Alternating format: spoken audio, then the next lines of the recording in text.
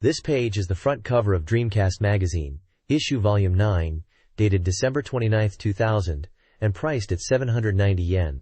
The cover highlights the inclusion of a playable Dreamcast GDROM inside the magazine. Featured playable games on the disc include Daytona USA 2001, Never 7, The End of Infinity, Gunspike, and Mars Matrix. The special movie section on the disc includes Daytona USA 2001, Fighting Vipers 2, Echo the Dolphin, Defender of the Future, and Planet Harrier's arcade version. The magazine issue is advertising extensive coverage of Phantasy Star Online, along with other games such as Handled Sword, De La Jet Set Radio, Guilty Gear X, Samba de Amigo version 2000, and Eldorado Gate Volume 2. It also mentions special features like Detective Investigation Dash, strategy guides, reader rankings, and developer interviews.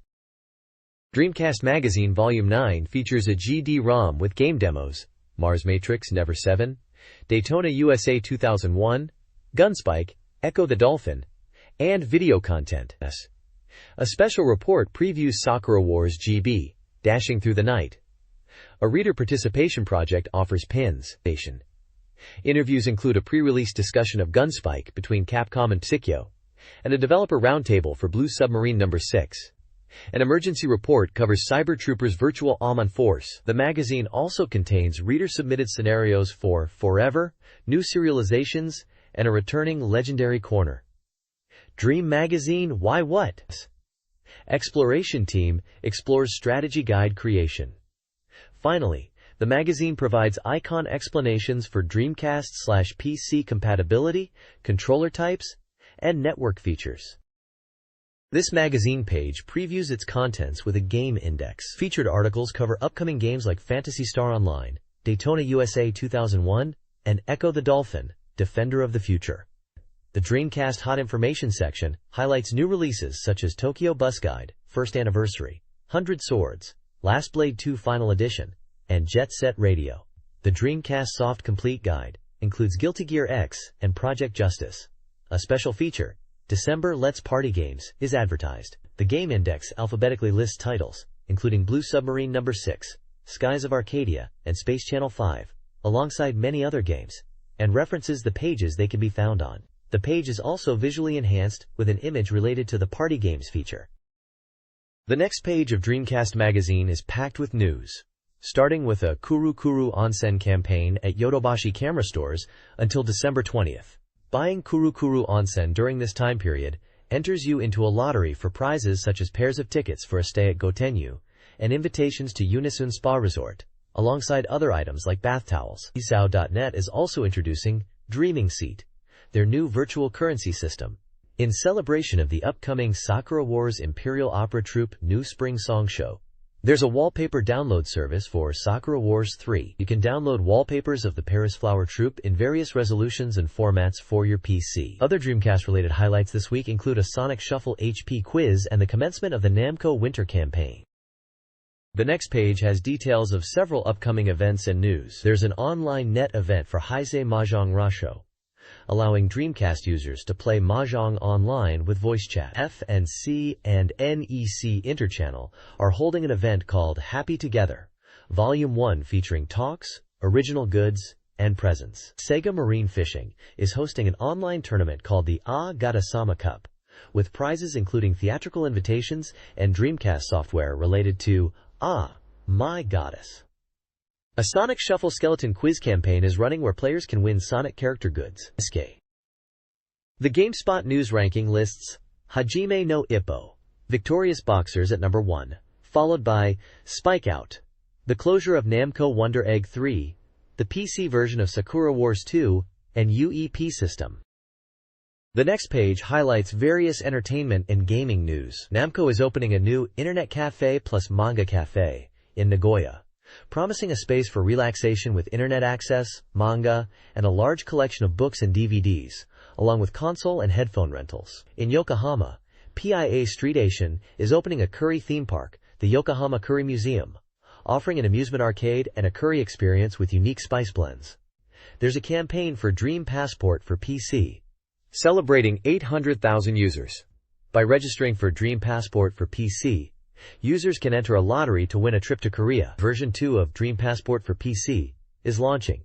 Intended for use in offices and schools for communication. A new comprehensive game information website called Game Watch has launched covering DC, PS2, and N64 games. It offers news, hardware and software reviews, and event reports, all available for free. To celebrate its launch, there's a campaign with prizes, including the new PS2 console. Yokohama Joyopolis is running a special 3-hour charter plan, allowing unlimited access to attractions for a fixed price, including games on the second floor. Finally, there's a Joyopolis access guide listing locations in Tokyo, Yokohama, Fukuoka, Okayama, Kyoto, and Umeda, with address, access, hours, and phone details for each venue. This page details various promotions and events. Namco's holiday campaign offers a chance to win a Hawaii trip, Driller merchandise, and Italian tomato gift sets.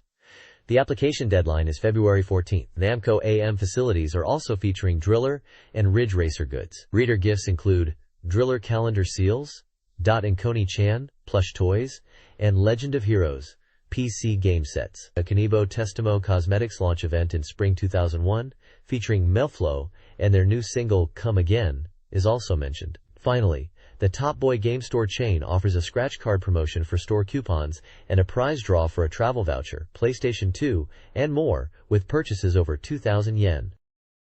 This page is an advertisement for the Dreamcast title, Tante Shinshi Dash, a self-proclaimed, heart-stirring, hard-boiled detective adventure. The game is advertised to be emotionally resonant, promising players a bittersweet and poignant drama that will bring them to tears. Gameplay will involve shocking scenes, anger towards despicable villains, and engaging in complex mysteries. Players can also expect to spend enjoyable moments with unique and attractive women, and experience a mature, hard-boiled storyline. The game features a reward system that changes based on how quickly cases are solved, and includes an investigation time limit. The release date is set for December 21, 2000, with both a limited and regular edition available. The limited edition priced at 6,800 yen excluding tax. The advertisement also mentions Happiness Detective Agency as part of the game's presentation. The Dreamcast Weekly Data Station highlights the top 10 best-selling Dreamcast games. Quiz My Goddess. Fighting Wings, a quiz adventure game, tops the list, with its limited edition nearly sold out. Virtua Tennis secures second place, praised for its gameplay and network features. Sega Tetris comes in third, emphasizing its engaging online battles. Resident Evil 3. Nemesis is fourth, known for its horror elements. RPG's Eldorado Gate Volume 1 and Skies of Arcadia take 5th and 7th respectively. Anyway Century. In between them at 6th is Mercurius Pretty, End of the Century, a training simulation game. Let's Make a Pro Baseball Team is 8th, followed by the Flight Sim Aero Dancing F at 9th. Closing the list at 10th is Capcom vs. SNK, Millennium Fight 2000, a fighting game showing continued popularity. Dreamcast fans ranked their most anticipated pre-release games, with Sakura Wars 3, Is Paris Burning, topping the list. Sega dominated the top 3, with Shenmue 2 and Sonic Adventure 2 following. The ranking also included Detective Jinguji Saburo, Innocent Black, Phantasy Star Online, EVE Zero, Super Robot Wars Alpha, Sega Gaga, Kami Crap Party, and Fighting Vipers 2. Other titles mentioned spanned various genres, like adventure, RPG, and fighting games, including Mystery Dungeon, Shiren the Wanderer Gaiden, Resident Evil Code, Veronica Complete Edition, and Echo the Dolphin, Defender of the Future. The weekly pickup highlighted KID's adventure game, Close to Inori no Oka, where the protagonist turns into a dog, and also featured Gunspike, boasting a 100% completion rate in its preview version. Quote, this page presents 2 game rankings and a weekly pickup section. The Most Wanted Ports Top 20 lists Dreamcast fans' desired ports, with Air at the top, followed by Knights, Grandia, and Machi. The Video Game Income Top 15 details the highest-earning arcade games, with Derby Owners Club 2000 leading, followed by Virtua Fighter 3 TB and Guilty Gear X. The weekly pickup features 2 upcoming titles. Planet Harriers is a multiplayer 3D shooting game focused on cooperative play, Sega Strike Fighter is a flight simulator where players pilot an F/A-18 Hornet, with notable graphics and challenging missions, and an available 3-screen cabinet version. Screenshots for both games are included. This page is a Dreamcast release schedule, breaking down upcoming software and hardware. For software, it lists titles coming out in December 2000, January, February, and March of 2001, plus titles with undecided release dates. December 2000 highlights include Detective Jingle Dash, Cool Borders Burn, The King of Fighters Dream Match 1999, and Never 7 The End of Infinity. January 2001 features De La Jet Set Radio, Fighting Vipers 2, and Ultimate Fighting Championship. February 2001 has The Mystery Game, Eldorado Gate Volume 3, and Macross M3. March 2001 includes Biohazard Code, Veronica Complete Edition, Resident Evil Code, Veronica, Eve 0 Complete Edition, and Happy Lesson. Undecided release dates include Monster Breed, Ill Bleed, NBA Hoop 2, and Ready 2 Rumble Boxing Round 2. The hardware section focuses on December 2000 releases and undecided dates, with items such as the Dreamcast keyboard, Dreamcast mouse, memory card 4X, PSO design, visual memory unit capsule container, Dreamcast controller, and zip drive. The Reader's Race Dreamcast Game Rankings showcase a reader-voted popularity contest, highlighting the top 30 games. Soul Calibur remains the top game, followed by Biohazard Code, Veronica, and Canon, Recollections Re-Agaman. Other popular titles include Poppin' Music 4 Append Disc, Eternal Arcadia, Grandia 2, Crazy Taxi, and Power Smash, Virtua Tennis. New entries were reviewed, and Marionette Handler 2, ranked 189th, features improved gameplay but high difficulty. Runecaster, ranked 215th, received praise for its tabletop RPG feel and graphics, but criticism for its balance. Quiz, Goddess Sama, together with the speaking image, ranked 234th, was poorly received, with reviewers criticizing its graphics and misrepresentation of the My Goddess characters. Power Smash has regained its position in the top 9. The Dreamcast Reader's Race Rankings highlight several games for November. Power Smash, Virtua Tennis, is praised for its accessible and satisfying gameplay. Tricolore Crisis, an RPG with a gentle atmosphere, offers a challenging experience with an engaging story, despite some map navigation issues. Multilancer the 3rd Century, a simulation RPG, captivates with its fantastical setting and narrative, although it has some gameplay complexities. Biohazard 3 Last Escape, Resident Evil 3 Nemesis, is noted for its enjoyable gameplay despite graphical shortcomings and less comfortable controls. Lastly, Sega Tetris offers a polished, fun Tetris experience with online multiplayer, overcoming some minor loading and control quirks. Dreamcast Magazine reviewed Derby Tsuku Derby Uma o Tsukuru, a horse racing simulation praised for its realism and depth. The review, calling it the ultimate experience, emphasizes its immersive qualities and introduces the concept of full-course Viking to highlight its comprehensive content. Developer comments stress the game's longevity, especially with online racing. Reader feedback echoes the praise for realism and online gameplay. Additionally, the magazine included a ranked list of Dreamcast games, OZ All Dreamcast Software C, from 95 to 158, providing a snapshot of popular titles and player preferences. The diverse list includes games from various genres, like fighting, racing, action, and RPGs. This page details Dreamcast Magazine's OZ rankings for Dreamcast games, covering positions 159 to 254 in sections D and E. Section D, 159 to 222, features games like Tricolor Crisis, Dance Dance Revolution, Resident Evil 3, Nemesis, and Grandia 2, along with numerous Japan-exclusive titles. Section E, 223 to 254, includes Quiz Oh My Goddess, D2, and more Japan-only releases. The rankings span various genres, from fighting and driving to puzzle and dating sims. The page also previews upcoming games like Guilty Gear X and Dejibok no Pirouette, encouraging readers to purchase them, building excitement for the platform's future. This magazine issue features several game reviews and Dreamcast-related content. Project Justice. Bird Justice School receives a 7.33. Blue Submarine No. 6. Time and Tide scores an 8.0. Charge and Blast gets a 4.66. And the tabletop game German earns a 6.0. An Oz table details Dreamcast peripherals with release dates and prices. Dreamhorse's Voice shares reader comments on Sega's history and future, while the Reader Participation Great Rally section announces a prediction competition with prizes. A Special Present This Week section highlights a prize draw for Dreamcast hardware and software, and the winners of the Oz prediction game for the 12/15 issue are announced.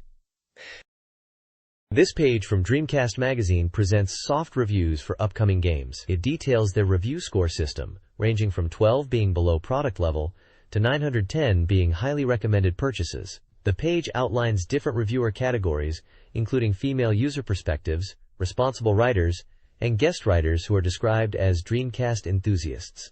An upcoming software schedule for December 16th to 22nd is highlighted. 2 games are reviewed in detail. J-League Pro Soccer Club, Otsukuru. Let's Make a J-League Soccer Club, a simulation game, receives a score of 7.66. The review mentions improvements in playability and humorously compares the secretary character to actress Nanako Matsushima. The second review is for Detective Saburo Jiguji Dash, an adventure game, also scoring 7.66. The reviewers praise its fun reasoning aspects, the theme of love, and the richness of its story. 3 Dreamcast games are reviewed, all releasing December 21st. The Last Blade 2 Final Edition, Action, averages 6.3310. While a user enjoys the new additions, the responsible writer finds it too simple, and the guest reviewer criticizes the graphics. Gunspike, Shooting, scores 7/10. Users find it challenging yet rewarding, while the responsible writer enjoys its strategic depth. The guest writer praises its nostalgic action and attack patterns. Finally, Never 7 End of the Infinity, Adventure, scores 7.6610. The user enjoys its deep story. The responsible writer praises the multiple endings and the ability to skip read text, and the guest writer finds it exceeding expectations, though disappointed by the romantic elements.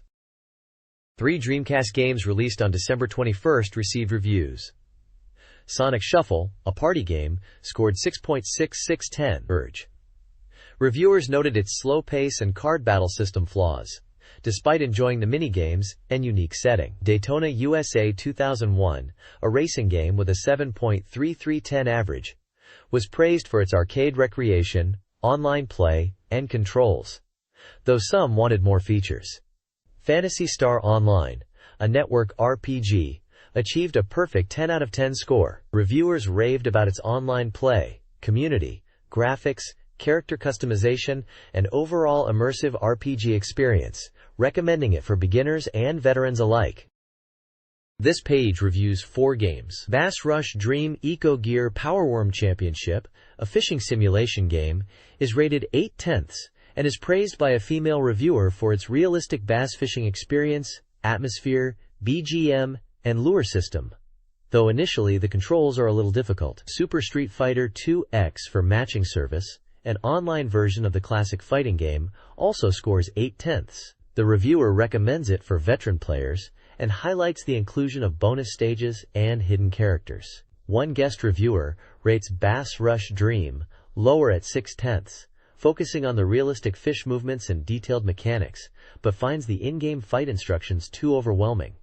Another guest reviewer gives Super Street Fighter 2X for matching service a 9/10, emphasizing the nostalgic fun, addictive gameplay, and recommends it for 2-player versus using 2 sticks. The page also introduces Dejiko no Maipla, a browser software with internet connectivity and character-based communication features. Tokyo Bus Guide, a bus driving simulator, is also featured. It comes as a limited edition set with a guide movie disc, aiming for realistic Tokyo bus driving experience, including routes and in-bus announcements, with the guide disc intended to help with the game's difficulty.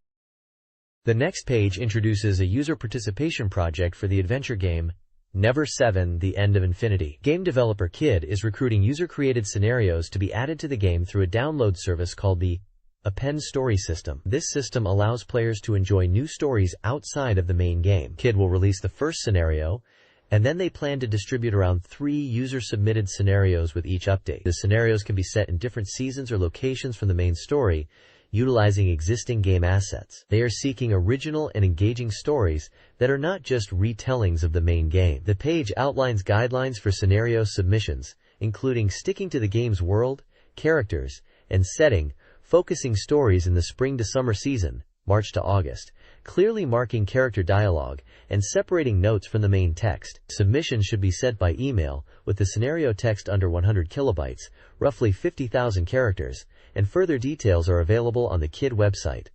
The release schedule for these scenarios is also detailed, starting with software distribution on December 21st, followed by scenario releases approximately weekly, concluding with popularity voting results in March.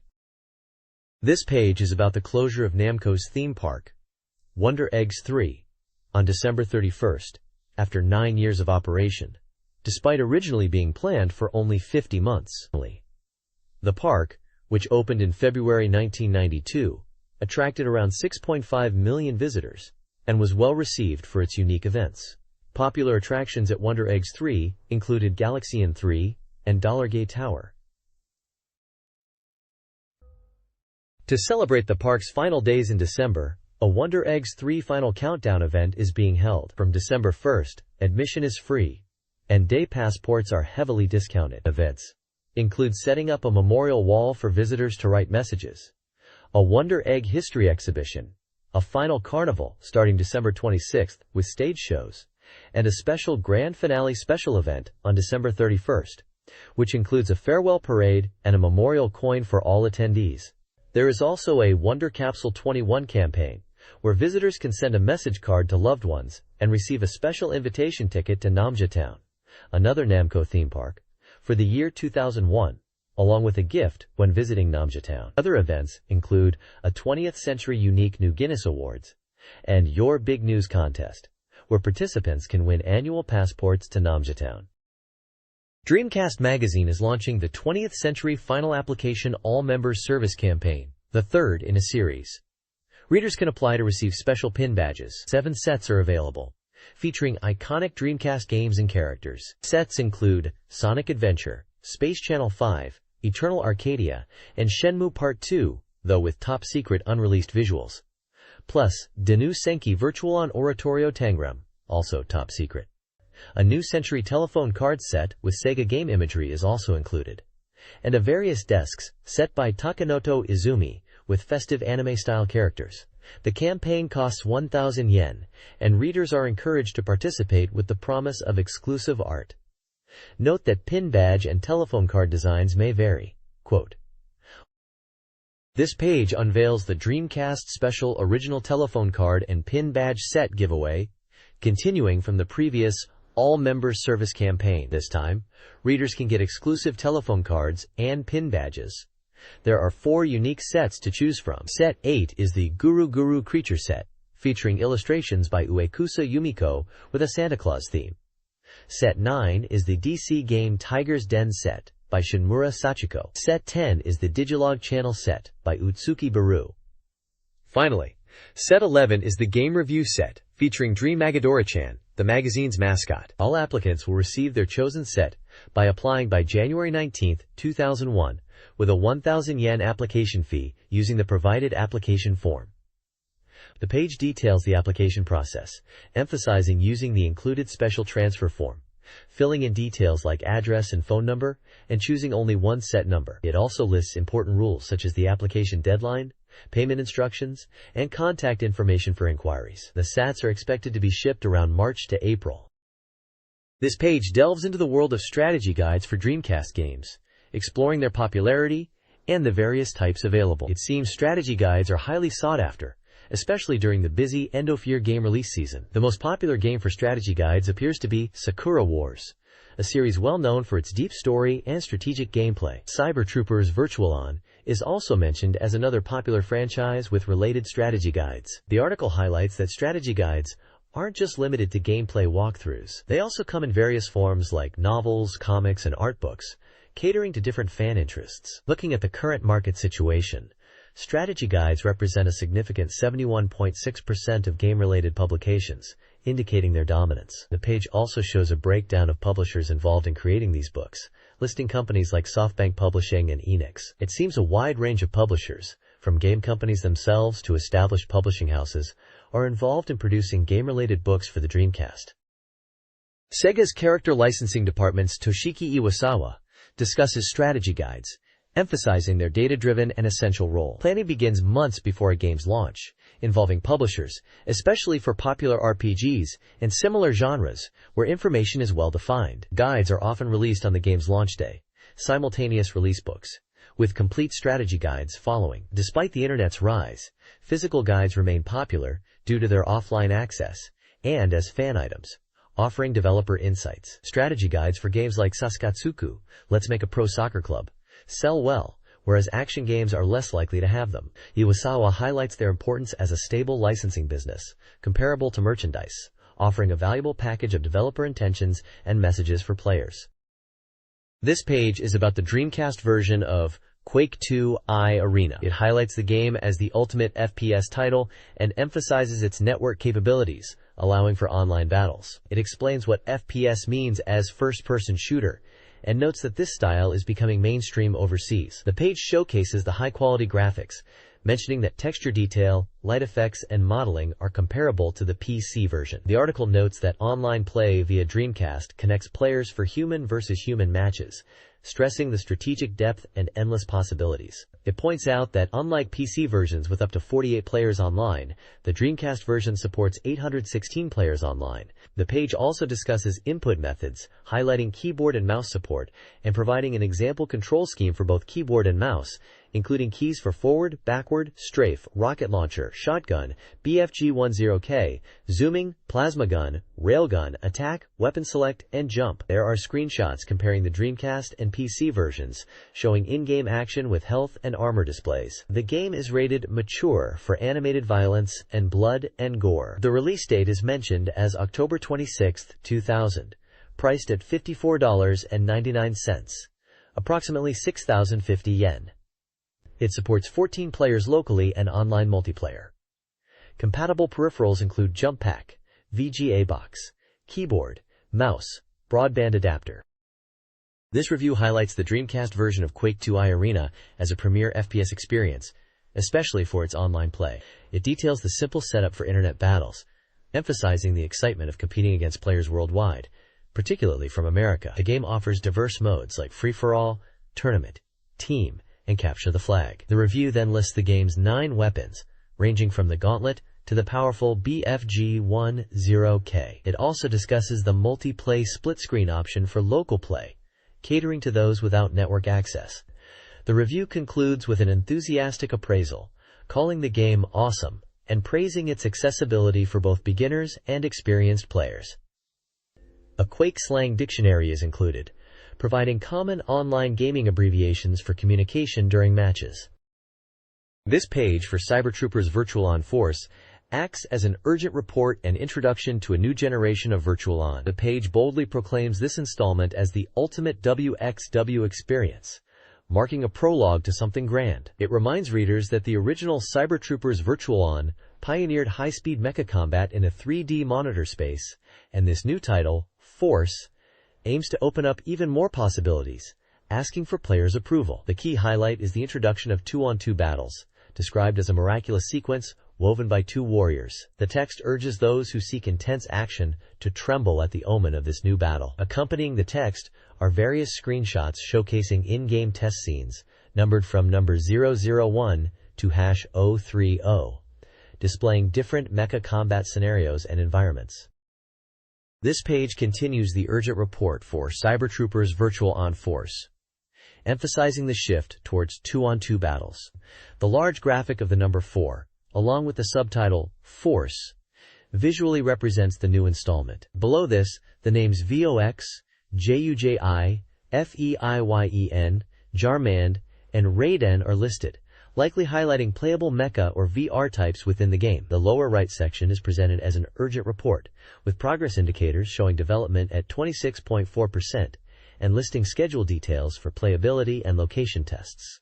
The screenshots on the left are in-game test scenes, numbered as part of a larger sequence from the previous page, showing various mecha combat situations. The top of the page features large red Japanese text that translates to "not alone," reinforcing the 2vs2 team battle aspect, which is a core new feature of Virtual on Force.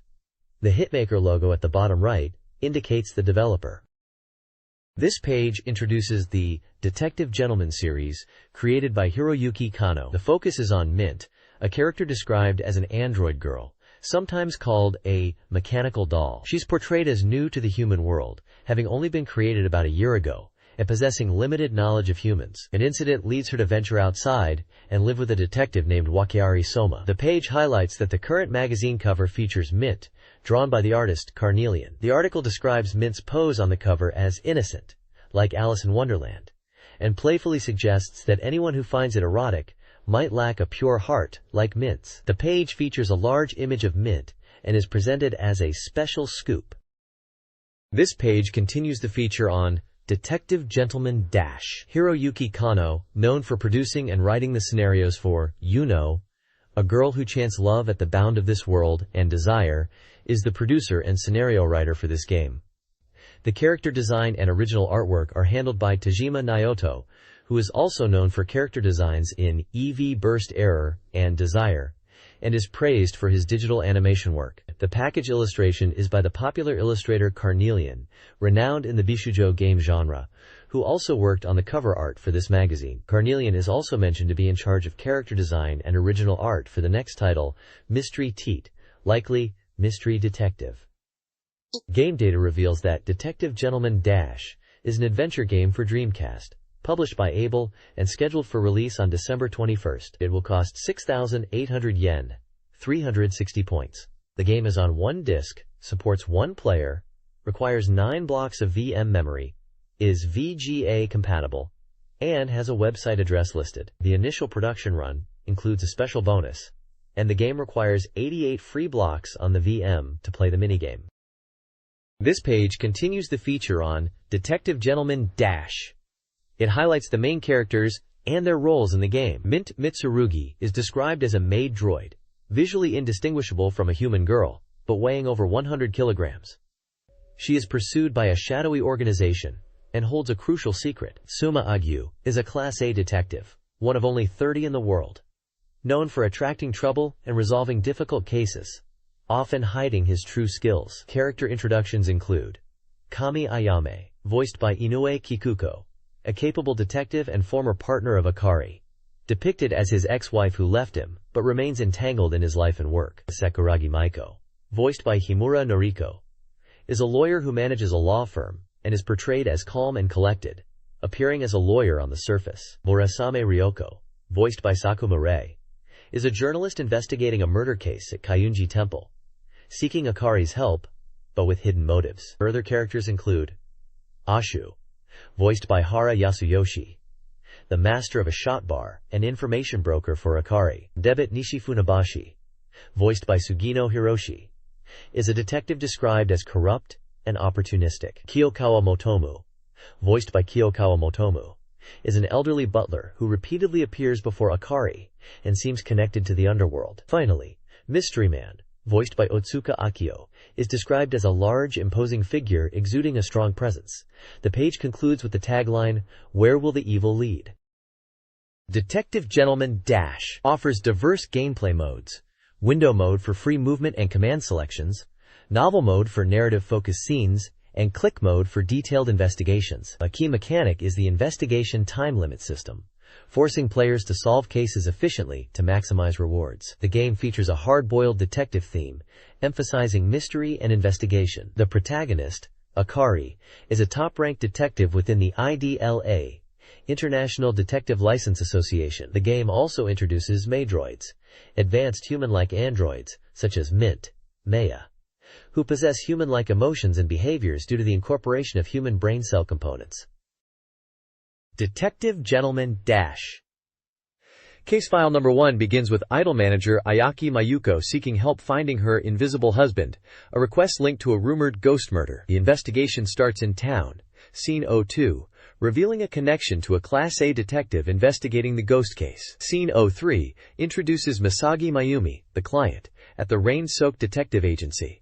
The game emphasizes player movement and exploration. Scene 04. The detective investigates locations linked to the invisible husband. Scene 05. But finds no trace of him. The lack of money-related motives, and Mayumi's elusive husband, raises suspicions about her truthfulness and the case's true nature. The central mystery of the invisible husband case unfolds.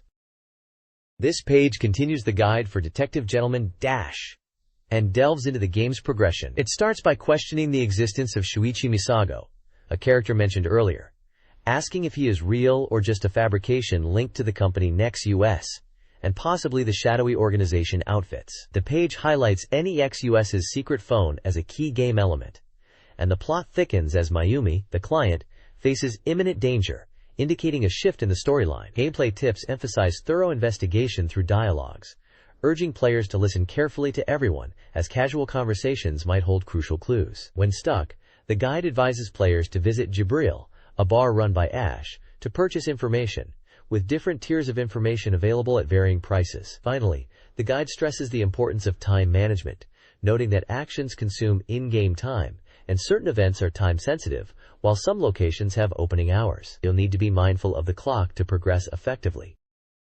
This page continues the Detective Gentleman Dash guide, focusing on a new character named Mint and her relation to the story. The guide introduces Mint as a mysterious girl who Detective Akagi encounters and is tasked with protecting at the request of a client named Yonemura. Yonemura believes Mint is in danger and needs protection. The article details Mint's introduction with the phrase, "In the distant mountains, fog was hanging," highlighting her enigmatic nature. It notes that Mint appears human, but is actually a mechanical doll, or android, hunted by a shadowy organization. Despite being an android, Mint is very human-like, capable of speech and movement, and possesses a striking beauty that draws attention. The guide shows scenes of Mint and Akagi together, emphasizing her human-like qualities, and the surprising reveal that she is an android. One section shows Akagi surprised to see Mint changing clothes, highlighting the unexpected human-like nature of the android. The guide also touches upon Mint's personality, mentioning she defends her father, Mitsurugi, showing a strong bond and loyalty. It seems Mint's memories are linked to Mitsurugi, and the organization hunting her is also after these memories. Finally, the guide mentions Mint's willingness to help, showing her offering to assist Akagi with chores at the detective agency. This further emphasizes her human-like behavior despite her mechanical nature. This page continues the Detective Gentleman Dash guide, now focusing on Mint's everyday life after she and Akagi start living together. It highlights her domestic skills, showing her cooking meals and taking care of household chores like laundry. The guide also details how Mint enters a power-saving mode at night, sleeping in a bed just like a human. Intriguingly, it also touches upon bathing together, indicating a close, perhaps intimate living arrangement. A significant part of the page is dedicated to the visual memory and Mint's life aspect. This feature allows players to download Mint into the Dreamcast's Visual Memory Unit, VMU, where she lives her own little life. You can talk to Mint within the VMU game, and she will respond with dialogue based on the time of day, offering simple conversations and interactions. The guide shows example dialogues and pixelated animations of Mint within the VMU, indicating a minigame experience where players can interact with Mint on the go. The page emphasizes the charm of having Mint live within your VMU as a unique and appealing feature. A special report previews Phantasy Star Online, PSO, 1 week before its release. An interview with Mr. Naka of Sonic Team highlights changes based on Trial Edition feedback, including increased server blocks. The game will launch with 24 servers globally, initially handling around 9,000 concurrent Japanese players. Server capacity will be adjusted based on player activity. Each server will have 10 blocks, with potential expansion. The online experience emphasizes cooperative play, with specific areas designed for teamwork. Offline quests cater to solo players. Sonic Team encourages player submissions of interesting episodes for a Best 10 feature. PSO releases December 21st for 6,800 yen, 360 points, featuring RPG gameplay for up to 14 players, compatible with VGA, Joypad, and Network Play. Network fees apply, with the first 30 days free. This page continues the Phantasy Star Online special feature. Mr. Naka from Sonic Team discusses the overwhelmingly positive feedback from the Trial Edition and the team's efforts to refine the game based on player input. He mentions the game will feature a variety of quests, both offline and online, emphasizing that offline quests are a great starting point for new players to learn the game mechanics and rules before venturing online. He highlights the network experience will be similar to interacting in normal society, encouraging players to be mindful of online etiquette. Mr. Naka points out that rare items will be featured in TV commercials to entice players. He also clarifies that guild cards are limited to 100 per VM and are copyable files, allowing players to share characters. He expresses his excitement about the game's imminent release and hopes players enjoy the network features and cooperative gameplay. The page also announces PSO release commemoration Sonic Team Fan Thanksgiving events in Osaka on December 16th and Tokyo on December 21st. These events will feature PSO Town Meeting talks with Mr. Naka and staff, PSO demonstration play sessions, and Q&A sessions with Sonic Team. Guests can expect rare items, Sonic Team merchandise, quizzes, and chances to play against the editorial department staff. This page welcomes players to Phantasy Star Online and focuses on character creation. It details the character creation process, allowing players to create their online avatar. The page highlights the 3 races available in PSO: humans, Numans, and androids, and the 3 classes: Hunter, Ranger, and Force. Humans are described as having balanced abilities, proficient in both swords and techniques. Numans excel in techniques, similar to magic, relying on TP. Androids are strong weapon users, but lack proficiency in techniques. Hunters are melee combat experts, using swords for close-quarters battles. Rangers specialize in firearms for long-range attacks. Forces are masters of techniques, utilizing various spells for attack, defense, and support. The page mentions limitations in race and class combinations. For example, Numan Rangers and Android Forces are not possible. It lists the available combinations as Human Hunters, male; Human Rangers, male; Human Forces, female; Numan Hunters, female; Numan Forces, male and female; and Android Hunters, male; Android Rangers, male and female, totaling 9 character types. The screenshots show various characters and gameplay scenes, demonstrating these races and classes in action. This page continues the character creation guide for Phantasy Star Online. It details 6 customizable options to fine-tune your character's appearance. Firstly, you select your character's face from several types. While they may seem subtle, the head shape is particularly important for Android characters. Next, hairstyling is chosen, with 7 options for male characters and 10 for females. You can also adjust the hair color balance. For costumes, there are 7 color choices, and selecting a color will also subtly alter the costume's design. Skin color is next, offering 4 shades to complement your chosen hair and clothing. Character proportions can be freely adjusted using the analog stick, allowing modification of height, chest size, and other body features. Finally, you name your character. Easy-to-pronounce names of up to 12 alphanumeric characters are recommended. Once your character is complete and you select OK, you'll be assigned a section ID. This ID, indicated by a symbol, represents your hunter's affiliation. Section IDs are named after colors like Whittle, white-based; Redria, red; Oran, orange; and Bluefull, blue, but their exact significance is still unclear. The page also introduces the original guild card, a way to express yourself beyond your character's looks. You can add free comments to personalize it, making it your name card in the world of PSO. By exchanging guild cards with other players, you can find them again online later. This feature allows you to leave a memorable impression with your unique comments and potentially adventure together again. This page is about Phantasy Star Online and its network capabilities, highlighting both online and offline play. It emphasizes that while playing alone is fun, connecting online enhances the experience and allows you to adventure with other players in the world of Ragal. The page details network play, where you connect online to explore Ragal with players from around the world, fighting enemies and uncovering the mysteries there. It promotes cooperative play and suggests being considerate of other players in online sessions. For those who prefer solo play, offline quests are available in the city's Hunter Guild. These missions, given by NPCs, range from short city-based tasks to longer adventures in forests and caves. NPCs will appear and assist you in these offline quests. The DC to Net section explains how to use the Dreamcast for online play with PSO. Players who buy PSO can immediately play online again. However, after an initial 30-day free period upon ID registration, a subscription fee applies, 400 yen per month, or 1,000 yen for 90 days, to use the PSO servers. Payment can be made using credit cards or web manager cards, available at convenience stores and partner shops. It notes that using telephone companies' flat rate plans makes online play more affordable. The visual lobby in Phantasy Star Online serves as a social hub before adventures, accommodating up to 12 players.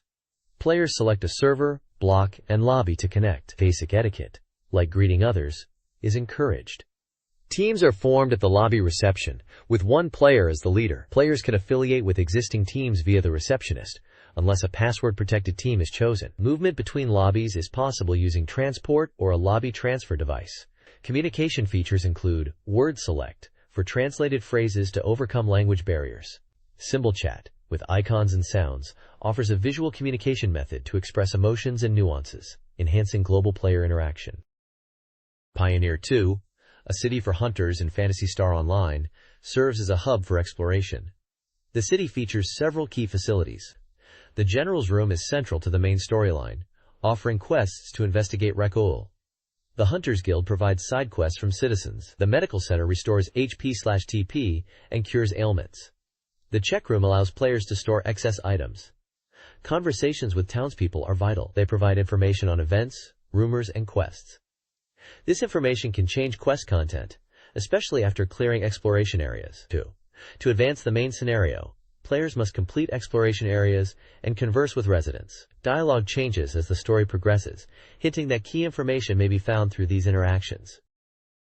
The next page details the shops available in Pioneer 2 City in Phantasy Star Online, essential for preparing for adventures. The weapon shop stocks a variety of weapons for hunters and rangers, including special weapons with unique attributes and elemental properties. The armor shop sells frames and shields, and highlights that as player levels increase, option parts become more important than base armor stats. The tool shop offers items to restore HP and TP, cure status ailments like poison and paralysis, and even revive fallen players. Items like monomate, dimate, trimates, antidote, antipara, atomizers, and telepipes are listed with their uses, showing the practical items players can acquire from the tool shop. This page continues the Phantasy Star Online preview, detailing how players descend to planet Regal using a transfer device in the city after receiving a serious warning there. Once on Regal, players will explore areas and fight hostile native creatures and monsters. The article explains the quest system, stating that players can accept quests at the Hunters Guild, but must complete or cancel any active quest before proceeding with the main scenario on Regal. Combat and exploration are described as real-time, action game style, where defeating enemies opens gate locks to new areas deeper within Regal. It emphasizes equipping items and using healing items during combat, as time progresses for enemies and allies even when the player is in menus. A section introduces the Mag, a floating partner that supports the player. Mags are described as having animal-like forms and a core in the center. By feeding them recovery items, players can raise and develop their mag, affecting its parameters and appearance. When the mag's gauge is full, it can unleash a powerful photon blast, acting as a guardian spirit. Finally, the page mentions that as players explore Regal, they will uncover the truth behind the incident on the planet, following the messages of Red Ring Rico, suggesting a compelling story unfolds alongside the exploration. This page is aimed at net game beginners for Phantasy Star Online. It begins by explaining how to set up your Dreamcast for online play using the Dream Passport disc and ISAO net, emphasizing the need for an ISAO ID and password even with an existing internet provider. The article then clarifies that character data is shared between online and offline modes, allowing players to progress offline and then play online with the same character. It advises players to connect at night to find more players online due to lower phone rates at that time, making it easier to find friends in PSO. Although not essential, a Dreamcast keyboard is recommended for faster and easier chatting, but controller-based chat options are available. To help players connect with friends, the game features a guild card system that enables easy friend finding on servers. Finally, the page touches upon online chat etiquette, advising players to be mindful of their language in public lobbies, use punctuation for readability, and use greater than to directly address other players in chat. This page is focused on Daytona USA 2001 for the Dreamcast, highlighting the game modes and courses available. It mentions two main game modes: Single Race, where players can freely select courses and cars to race against computer opponents, and Championship Mode, a series-based mode across 16 races in 4 series, where players earn driver points and aim to become the series champion. The page details the courses included in the game, listing 3-7 Speedway, which is described as a triangular oval course known for its roulette curve and sonic wall, Dinosaur Canyon, a course with a dinosaur motif suited for drifting, and Seaside Street Galaxy, a technically challenging long course with beautiful scenery changes. It also points out that all 8 courses, including reverse and mirror modes, are available from the start, providing 24 course variations in total. The article also briefly touches on the scoring system in Championship Mode, explaining how points are awarded for race positions and series progression, aiming for players to become series champions starting from the Challengers Cup. The next page details more features of Daytona USA 2001. It showcases several game modes beyond the single race and championship modes mentioned previously. Time Attack is a mode to compete for the best time on each course, including a free-run mode without time limits. VS Battle is a split-screen 2-player mode, which also includes a player-only mode to race against 10 CPU cars. Net Battle allows for online races with 2 to 4 players, similar to Sega Rally 2 in its system, emphasizing team-based play and chat functionality. Replay Mode allows players to watch and save replays after races, with input indicators for detailed analysis. The Others section highlights records and options for viewing records and adjusting game settings like car color and BGM. The page also emphasizes tire selection, showcasing soft, normal, and hard tire types, and their visual impact on the car's appearance, affecting grip and handling. Course descriptions are provided for 5 tracks. Desert City is a technical course set in a desert with high-speed corners. National Park Speedway is described as a high-speed course within a theme park, featuring tight curves. Circuit Pixie is a full oval course designed for constant full-throttle racing. Rin Rin Rink is a technical course in a wetlands area with various corners. Finally, Mermaid Lake is a high-speed course with a large 270-degree loop corner, described as long and challenging but exhilarating to drive. Car color customization is also briefly shown as a feature within the Options menu. This page is an interview with Toshihiro Nagoshi, the producer of Daytona USA 2001, focusing on the game's adventure and advantage. Nagoshi discusses the development process and the challenges of bringing Daytona USA to Dreamcast. He mentions that the domestic Japanese version development is nearly complete, and they are now focusing on the US version and the network features. He notes that network functionality presents financial and technical challenges, but is essential for a modern game. The interview explores the concept of network challenge, suggesting online play was a significant feature. Nagoshi emphasizes the importance of a substantial volume of content for replayability, especially with network play. He touches upon the evolution of user expectations and the need to exceed previous iterations in terms of content and features. The page also features a Q&A section specifically about the mode ga mori dakusan no weke ha, which translates to "Why are there so many modes?" It explains that the plethora of modes in Daytona USA 2001 is a deliberate design choice, aiming to provide a comprehensive and satisfying experience. It highlights that the option screen is substantial, offering detailed settings, suggesting a focus on player customization. The screenshot shows the Game Config option menu with various adjustable parameters like difficulty, lap time display, view type, sound settings, BGM volume, vibration, and more. The text below the menu mentions adjusting BGM and SE volume and analog control sensitivity. This interview with Toshihiro Nagoshi discusses Daytona USA 2001's network play.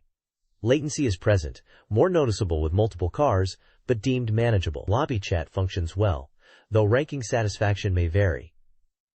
Nagoshi confirms continued network game development despite challenges, emphasizing efficient production. The development team, experienced with racing games like Metropolitan Highway Battle and Virtua Fighter 3 TB, is motivated by their knowledge of network game development and mutual trust. While a Model 2 mode wasn't included, the developers aimed to create an enhanced, power-up version, retaining the spirit of the original. Screenshots and logos for Genki and Wavemaster are also included. This page is a preview for Echo the Dolphin, Defender of the Future on Dreamcast. Announced for release on January 25, 2001 in Japan. The article highlights the game as a long-awaited oceanic adventure, noting that this new Echo the Dolphin aims to take the series to a new level, introducing new elements like songs and skills. The story is briefly introduced, focusing on Echo as the guardian of the future, in a world where mysterious demons are invading after a long period of peace between humans and dolphins. Gameplay mechanics are showcased, including dash movement, activated with the B button, sonar using the X button, and the special tall walk dance, which is a unique dolphin move activated by repeatedly pressing the A button when Echo is partially out of the water. Game data includes a release date of January 25, 2001, a price of 5,800 yen, and a genre of action, ACT. The webpage address for Sega is also listed. Echo the Dolphin. Defender of the Future features unique gameplay mechanics built around Echo's song ability. Songs are not just for attacking, but crucial for defense and control, allowing players to scare enemies, influence creatures like rays, and trigger events. Echo also acquires skills by finding skill stones and activating them with trigger stones. These skills, like the air skill for longer breath holding, sonar shockwaves, or the stealth skill, enhance gameplay. They have limited uses, encouraging strategic application for puzzle solving and exploration. The game utilizes two vital gauges: vitality, health, and H2O, oxygen. Players must manage both. Mini-games and mini-events offer rewards, such as vitality stones, that increase maximum health. These mini-games, like races and search quests, are integrated into the adventure and provide further gameplay variety. This page is advertising Dream Maga GD Volume 9, boasting it as the biggest volume yet, packed with Dreamcast titles and arcade game movies, totaling 8 featured works. The page includes instructions on how to handle the GDROM, troubleshooting tips if the software doesn't run, and guidance on menu navigation. This GDROM includes trial versions of several games. Firstly, there is Never 7 The End of Infinity, a visual novel adventure game. Then, Gunspike, a manic shooter. Mars Matrix, another intense shooter. And Daytona USA 2001, the racing game sequel. The GDROM also features special movie content for several games, including Echo the Dolphin, Defender of the Future, Fighting Vipers 2, Planet Harriers, and Daytona USA 2001 again, implying both a playable demo and movie content for this title.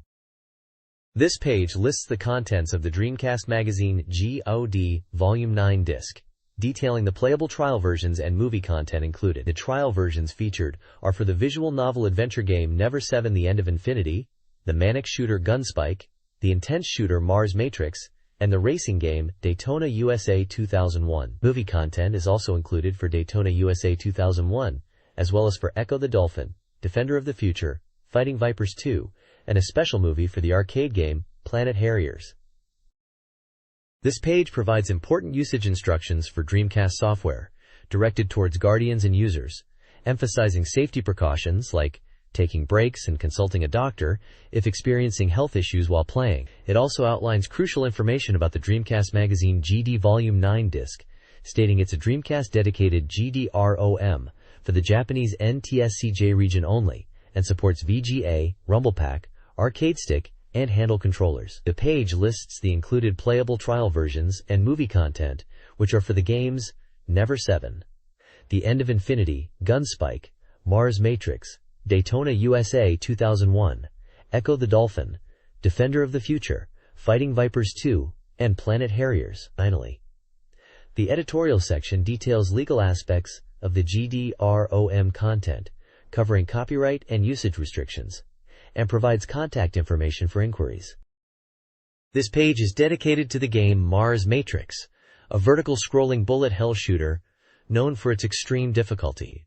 The page highlights the Dreamcast version, emphasizing that while the arcade version was for experts, this home console version introduces systems to make it enjoyable for beginners too. The page details the score attack mode, available in the trial version, where players can compete for high scores in single stages, both in arcade and arrange modes. Arcade mode offers the original arcade experience, while arrange mode is unique to the Dreamcast, featuring original enemy placements and scoring mechanics. The control scheme is explained, detailing the functions of the Dreamcast controller buttons. the X button for normal shots, the R trigger for piercing cannons, and the A button for mosquito beam weapon to absorb bullets. 2 playable ships, Mosquito 01 and Mosquito 02, are introduced. Mosquito 01 is described as having a wide but weaker normal shot and slower movement, while Mosquito 02 has a narrow but powerful shot with faster movement. The page mentions that the retail version of Mars Matrix, already on sale, expands beyond the trial version, featuring numerous modes. More details on these modes are promised in the 11/17 issue of the magazine. The page also briefly showcases the shop, gallery, and tutorial modes included in the full game. The next page introduces Never 7: The End of Infinity, a serious romance adventure game from KID, known for their Bishoujo games. This Dreamcast title is a port of the PlayStation version released in March. The article highlights that this version goes beyond a simple port, offering additional scenarios and elements to resolve unresolved mysteries from the original. It's positioned as a complete version that will draw players into its complex narrative. The page details the game's control scheme for the Dreamcast controller, explaining the functions of the L and R triggers, directional buttons, start, Y, B, and A buttons for actions like message window control, menu access, skipping, and text advancement. It also showcases the in-game option settings for a comfortable play experience, including screen adjust to fine-tune screen position, read font color to change message font colors for previously read text, auto mode for automatic text progression, and vibration VM screen for VM vibration settings. Sound balance adjustments are also mentioned, allowing players to control BGM, voice, and SE volumes. The article emphasizes that the menu is accessed by pressing the X button, which brings up options for saving, loading, sound settings, quitting the game, and returning to the title screen. Never 7: The End of Infinity introduces the protagonist, Tokeono, attending a summer seminar on an island. He experiences a nightmare on April 1st and a premonition about April 6th, hinting the dream will become reality. The story introduces 6 key characters. The main heroines include Asakura Saki, high pride but kind; Higuchi Haruka, quiet with a secret; Marino Kurumi, innocent, reliable; and Kawashima Yuka, athletic, leader, with a drinking problem. Also introduced is Ida Hotaka, a male character in love with Tokoromo. Finally, Izumi Marino, Kurumi's sister, is introduced and works at the island's cafe. The trial version covers events up to April 1st, while the full game explores the following 6 days, unfolding the mystery within the prologue. The Dreamcast trial version of Daytona USA 2001 offers a taste of the classic arcade racer. This updated version features single race, time attack, and a movie. The trial allows players to experience the game's thrilling racing on the 777 Speedway course, limited to 4 laps. The full game will include all courses, network battles for up to 4 players, and a championship mode. The game is compatible with racing controllers for an enhanced arcade experience. Button configurations for both standard and racing controllers are provided. The caution section warns of potential display issues if an arcade controller is used with the trial version, a problem addressed in the full release. This page showcases the Dreamcast trial version of Daytona USA 2001, highlighting its special features. The trial version limits playable courses to the beginner level 777 Speedway, a triangular short oval track. However, the demo includes special movies showcasing the intermediate Dinosaur Canyon and expert Seaside Street Galaxy courses, giving players a glimpse of the full game's variety. A key feature of the Dreamcast version, even in the trial, is the ability to adjust car settings, a feature not present in the arcade version. Players can choose from 5 tire types to adjust grip and drift, select automatic, AT, or manual, MT, transmission, and customize car colors. The page also explains the on-screen display elements for single race and time attack modes, labeling indicators such as lap count, time, speed, ranking, and leader information. The gear shift indicator is also shown. This page is about the Dreamcast game Gunspike, a 3D action shooting title developed through a collaboration between Capcom and Psykyo. This page focuses on the trial version of the game, highlighting that players can select from 2 characters, Shiba and Cammy. It details the control layouts for both the standard Dreamcast controller and the arcade stick, explaining the functions assigned to each button. The full retail version of Gunspike is set to be released on December 21st and will offer configurable controls, unlike this trial version, which uses a default setup. The trial version also features a stage called the Unholy Dwelling. It mentions that the full game will have more characters and deeper gameplay strategies depending on the character chosen. The next page continues the focus on Gunspike, checking out the character actions available in the game. It details actions like Mark, which isn't for direct damage but allows focused attacks on marked enemies, Shot, which is a basic rapid-fire attack, and Attack, which is for close-range combat with combos depending on the character. It also explains Heavy Shot, a powerful version of the shot with special effects, Heavy Attack, a stronger melee attack, and Special Attack, which consumes a special attack item for a powerful screen-clearing move. This time, the stage being highlighted is called the Unholy Dwelling. The enemy characters featured in this stage are monsters, including vampire bats that appear in swarms, bandage zombies, Dobermans that emerge from the ground, and fat zombies. The page also showcases a giant boss monster that players will encounter in this stage. Echo the Dolphin. Defender of the Future for Dreamcast offers breathtaking visuals, showcasing unprecedented 3D water and seabed textures. The game is more than just swimming. It features intricate mysteries within its 36 stages. Players explore a vast ocean, solving puzzles and interacting with the environment. Echo uses song and skill to communicate and gain abilities, with 10 skills available. The story involves space invaders, with Echo and allies defending the planet. The game, penned by SF writer Dibbit P. Blinn, promises a deep narrative, posing the question of whether Echo can save the future. A special in-game movie offers hints and solutions. This page highlights 2 exciting games. First up is Fighting Vipers 2 for Dreamcast, a highly anticipated port of the Model 3 arcade hit. The magazine emphasizes the faithful Dreamcast recreation and encourages readers to check out the included special movie to see it in action. Apparently, there's even a hidden character to discover. It's slated for release on January 18, 2001, priced at 5,800 yen, supporting 12 players, and classified as an action fighting game. Moving on, we have Planet Harriers, a cooperative 3D shooting game set to hit arcades soon. Announced at this year's AM show and causing a stir amongst Sega fans, this game promises to be a thrilling experience. The special movie here is said to offer a glimpse into its intense gameplay, showcasing boss battles and shop scenes for the first time. The developers mention the unique sci-fi atmosphere, high-energy music, and impressive graphics, all contributing to a captivating experience, encouraging players to head to arcades to try it out. This page is an advertisement highlighting 2 publications. The first is the Phantasy Star Online Navigation Guide, advertised for release in December. This guide promises valuable strategy information for hunters and covers various aspects of the game, from character creation to online and offline gameplay, game systems, and weapon techniques.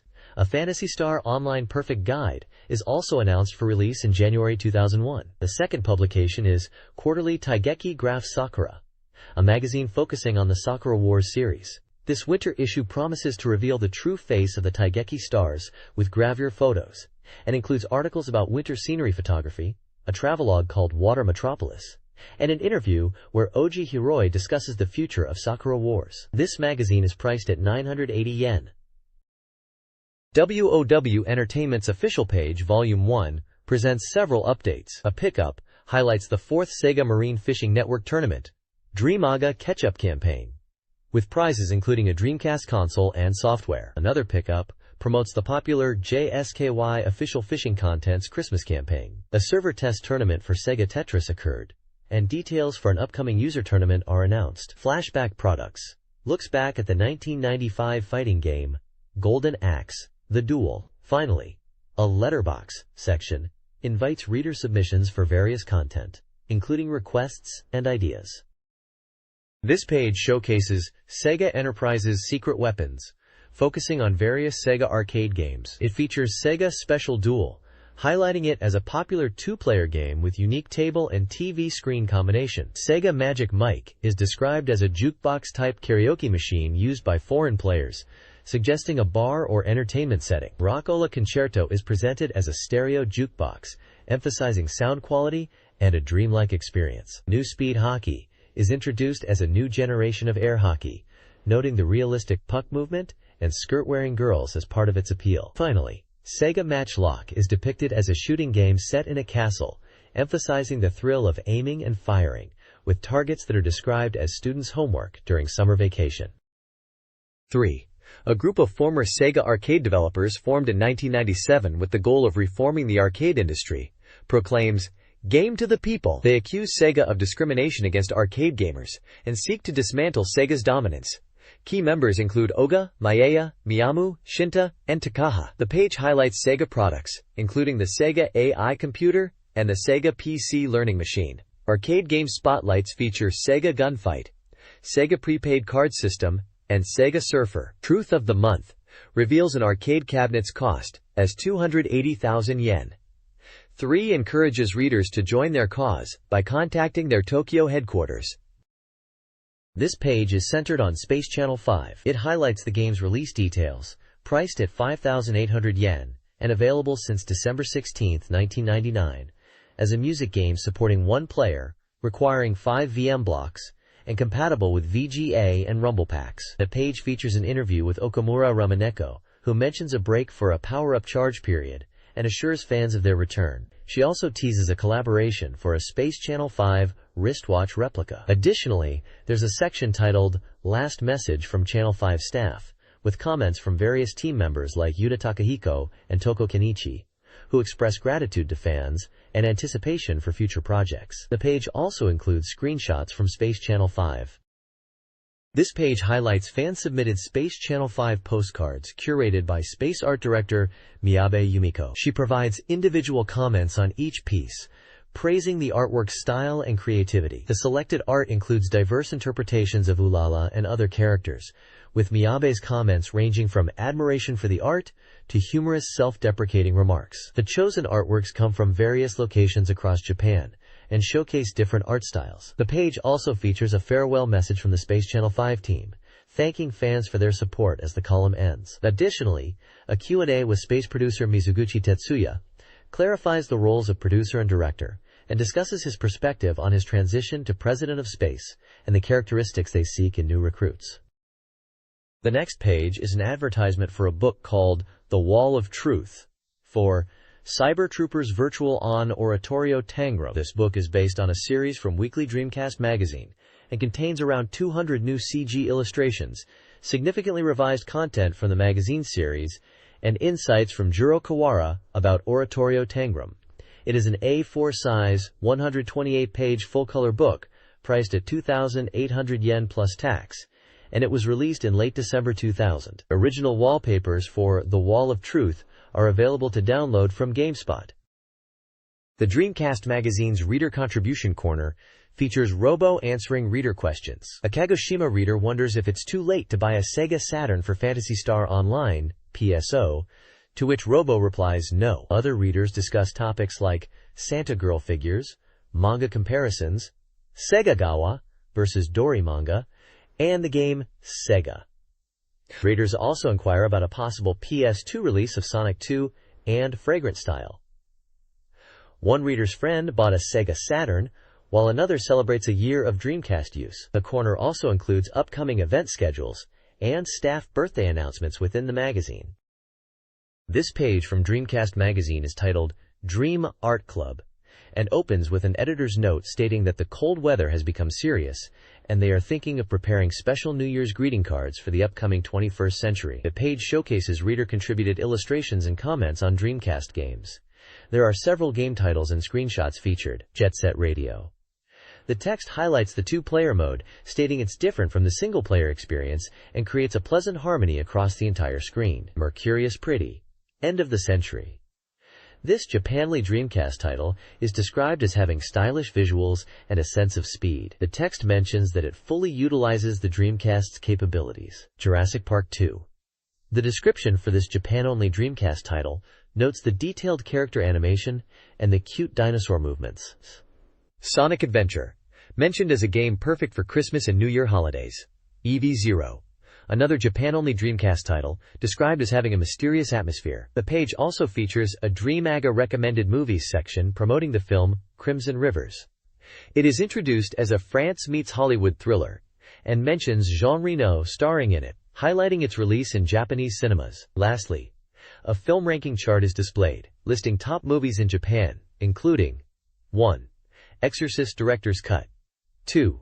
Charlie's Angels, 3. Juson, The Grudge, 2. 4. 100 Miles to Heaven. 5. Titus.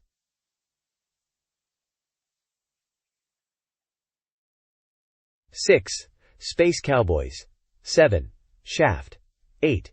New Battles Without Honor and Humanity. 9. Angel Dust. 10. Ekiden Station. This Dreamaga Art Club section features reader illustrations and comments. Illustrations include cosplays from Shingike Ibara Oni, a cute piece from Ijime Naide, a Shrine Maiden illustration with a call for more, a piece from Guilty Gear X, and one for the Jake Hunter detective story series, Detective Jinguji Saburo Dash. Also included are illustrations from Justice Gakuen, Rival Schools United by Fate, one highlighting wetness and sensuality, and another described as edge, boldness, and the outer path. Additionally, an announcement details Hiroaki Hayama's latest album, Asu wa Hareru, scheduled for release on February 7, 2001. It will be his 12th album, with the title track serving as a theme song. The announcement also previews a Paradise Hall live performance on December 10th and the album's move to a new sound. Finally, information for Chirani radio station and a game music special lecture by Hayama are provided. This page dives into the world of Dreamcast online gaming and book recommendations. The Network Game Go section discusses enjoying online games like Guru Guru Onsen, Phantasy Star Online, Power Smash, and Sega Tetris over the new year. They highlight the fun and excitement of online play, especially mentioning the trial version of Phantasy Star Online and the visual lobby. However, it also touches on issues with disruptive players and encourages good online etiquette. The UME and TTSU's Fuseiji Research Institute corner poses a question about the technical term for connecting to network services, indicated by blank boxes to fill in. Readers submitted various humorous answers, like Lolicon, Robocon, and Rosicon, with button also being suggested. A vote count is provided for each submission, highlighting the playful nature of the reader responses. Finally, the Book Me section recommends 3 books. First, The Strategy Guide for the RPG Tricolor Crisi, detailing its contents such as character stats, system explanations, maps, and boss strategies. Then, there's a novel called Death Student Festival by Jiro Akagawa, a high school mystery about a student investigating deaths. Lastly, I Can't Study by Amy Yamada is featured, a novel exploring youth, romance, and the struggles of a 17-year-old with studying. This guide details how to submit CG illustrations to Dreamcast Magazine via email. It provides technical specifications, like a 2:3 aspect ratio, under 200 kilobytes file size, ideally JPG, and resolution guidelines. Submissions should be emailed to dreamsec@softbank.co.jp with specific subject and body information, including the artist's name and contact details. The page also features composer Noriyuki Iwadare, known for his work on games like Grandia and Lunar. His profile highlights his background and details about his annual New Year's Eve concert and album releases. His new album, Plas by Sun King, is set to release on January 1, 2001, showcasing various genres. The Distorted Soundtrack is featured. The page concludes with details about a Winter Comic-Con event and the Dream Kingdom website. This webpage presents a mix of content. It opens with user-submitted anime-style illustrations and a humorous critique of annoying game reviewers, referencing specific examples. It then includes a Dreamcast software ranking table without detailed reviews. A Doraemon-inspired character acts as a mascot.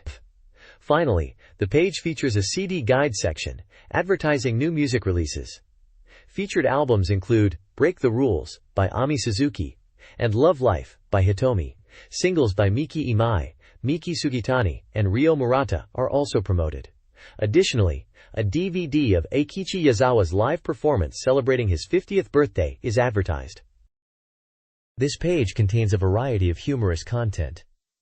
The Unconfirmed Information Bureau presents satirical fake news about Sega, including fictional games and a morning drama. The Dreamcast Dream section features fan art comics and a small advertisement. Omi's information provides contact details and promotes Minami Omi-related materials. Omi in Wonderland is a column discussing Omi's addiction to the 101 Dalmatian game and collectible figures. Love Dog Puin's Diary offers a humorous diary entry from a dog's perspective. The Reader's Corner includes user-submitted jokes and comments, with references to Sega's dominance, the game Shenmue, and other gaming-related humor from the era. This page showcases reader submissions under the title, Still Going Strong, Hardcore Project. Many submissions are for a segment called Shota Corner, featuring illustrations and comments from readers across different prefectures. One submission from Aichi Prefecture is titled, Suddenly a Drama. Another from Kumamoto Prefecture is by Fuka Shiratori, and one from Fukui Prefecture by Yoen Maru, features characters reminiscent of Gon and Killua from Hunter x Hunter. Yamaguchi Prefecture's contribution is from Yutaka Sueshiro, and another from Fukui Prefecture by Kosuzu, depicts Mega Man and references the robot character Atom Boy. The page also includes a data submission corner, providing instructions for submitting illustrations via email, specifying file formats and size limits. A point ranking section lists contributors ranked by points earned for their submissions. Reader's Circumstances outlines the rules for submissions, such as using black ink on thick paper, and guidelines for illustrations and text. Various corners information details different sections of the magazine, including reader participation corners like Free Talk with Robot Club, Dream Magazine Art Club, Illustration Corner, Monthly Dream Magazine Essay, Dream Magazine Staff Contact, Dream Hiroba Public Declaration, Hagaki Neta, This Week's Ari, Dreamin' Corner, Komanga Corner, Dream Hiroba Opinion Box, Serious Eyes Corner, Dream Meeting, Transplantation Hope, Gameka Hope, Shota Corner, New Corner Committee, Unconfirmed Information Bureau, Exciting Love Cafe, and others for general submissions and sharing cheers among contributors. Finally, there's a note about also accepting submissions via postcard. Fumio Kurokawa's column discusses his struggles with deadlines and communication related to his online columns on Recruit's ISI's website. He faces delays and unclear instructions from the 담당자, impacting content updates and raising questions about online content management efficiency. The column humorously wonders if this is typical of the IT era. The page also highlights game industry this week's news headlines, speculating on the original Xbox release, reporting Sega's ongoing financial issues and Nippon Ichi Software's standing, and hinting at potential challenges for the Dragon Quest series. Additional sections include Kurokawa Fumio's profile, a table of 2000's hit product rankings, non-gaming related, and a reader postcard recruitment. The OVA, With You Looking Only at You, based on a popular game, will be released on DVD and video on December 25th. The anime explores themes of bonds and tells a love story centered on a reunited couple, aiming to appeal to both game fans and new viewers with the original voice cast. The DVD version offers bonus content. The OVA features character introductions. Masaki Ito, a reserved high school student. Nai Ikawa, a childhood friend and shrine maiden. Marin Asanagi, who returns after 6 years apart. Chamna Fon, a mysterious girl. And Emi Ito, Masaki's sister. The story follows Marin and Masaki's reunion, triggered by a pendant, delving into their enduring feelings. An official website is launched, featuring character profiles, staff interviews, and wallpapers.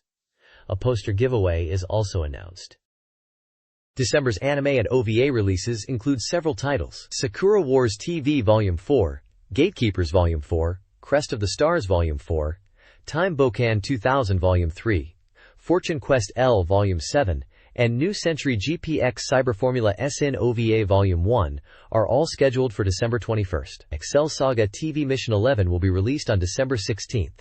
Mobile Police Patlabor ONTV DVD BOX2, the final volume, is also on December 21st. The new animated series, New Adventures of Maya the Honeybee, will begin broadcasting on Family Theater from December 25th. For adult audiences, Angels in Coat's second SET is releasing on December 15th, and Jitaste Kamonatsuki Mai arrives on December 21st.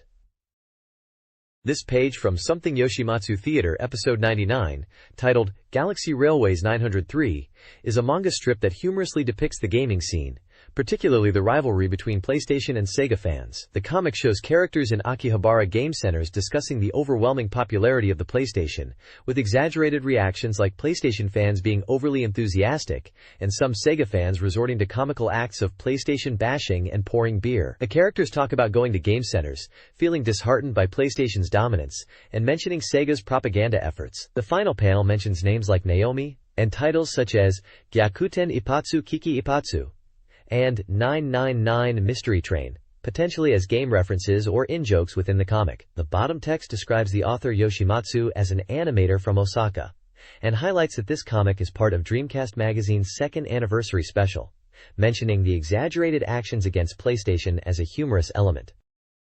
This page is from the Bamboo Springs Various Things bi-weekly column, and it marks the last installment for the 20th century. Looking forward to the new century. It's a series of short, humorous comic strips detailing everyday events. One strip recounts ordering PC parts online, only to have a delayed response and finally receive a quick delivery after a reminder, comparing the speed to a SOBA delivery service, but then encountering compatibility issues with the PC part itself. Another strip shows a simple interaction of greeting a neighbor's dog. Lastly, there's a story about finding Dr. Pepper at a convenience store after a long time, only to discover it tastes different and is disappointing, to the point of being undrinkable, even though 4 bottles were bought. In a separate panel, there's a reflection on the manga artist's older work, Aoi-chan Panic, a work from around 17 years prior, which is being re-released in paperback editions. The artist expresses a slightly conflicted feeling about still being defined by this past work, even as the 21st century begins, feeling that the new century doesn't feel as futuristic as expected, and a sense of being bound by past creations. This interview introduces Kurihara Miku, a 21st century gravure idol known for her unique fashion sense and approachable personality. Described as out there yet cute, she doesn't follow fashion trends, instead selecting clothes she likes in stores. The interview highlights her playful laughter and recounts a humorous incident where she was mistaken for a pickpocket during a photo shoot. The profile reveals she was born in 1982 and is a junior college student in Tokyo. Her upcoming work includes appearances on Sky Perfect TV's Gravure Beauty Girl and the image video and DVD Kurihara Miku Miracle Body 21. Additional releases are planned, such as a VHS and DVD, trading cards, and a lead role in the DVD drama Time-Traveling Detective Veka. This page advertises the Dead or Alive 2 Perfect Guide for the Dreamcast. It's a complete guide aimed at all players, from beginners to experts. The book covers all 14 characters, including Bayman and presumably other core characters from the game. It features everything you need to know, from basic combat to advanced combos, tag team strategies, and specific tactics for time attack and survival modes in Dead or Alive 2. This guide is presented as the ultimate resource for mastering the Dreamcast version of the game. This page is a reader questionnaire form. It gathers information about the reader's demographics such as gender, age, and occupation, their magazine reading habits, and their opinions on the current issue's cover and articles. It also asks about the reader's ownership of Dreamcast software and hardware, their feedback on the included Dramaga GOD disc, their future purchase plans for hardware and Dreamcast software from provided lists, and their preferred gift for completing the survey. The questionnaire is accompanied by tables listing the articles featured in the current issue, a hardware list, and a Dreamcast software list, all intended for use in answering the questions. This page is a comic strip section titled Sachiko Kamimura's DC game Tiger's Den, which humorously discusses Dreamcast games. The comic features a cat character and a girl discussing a gal game. They talk about typical tropes of the genre, such as the protagonist being a male high school student who engages in perverted actions like picking up stockings from the trash, trying to see a girl's bath, and touching another girl's butt, and peeking while changing clothes. The cat character comments on the high difficulty of Revive, possibly a game title or a mechanic within the game, and recommends buying a strategy guide to achieve the gold ending with 7 beautiful girls. The tone is lighthearted and satirical, making fun of common elements found in gal games and the strategy guide marketing associated with them.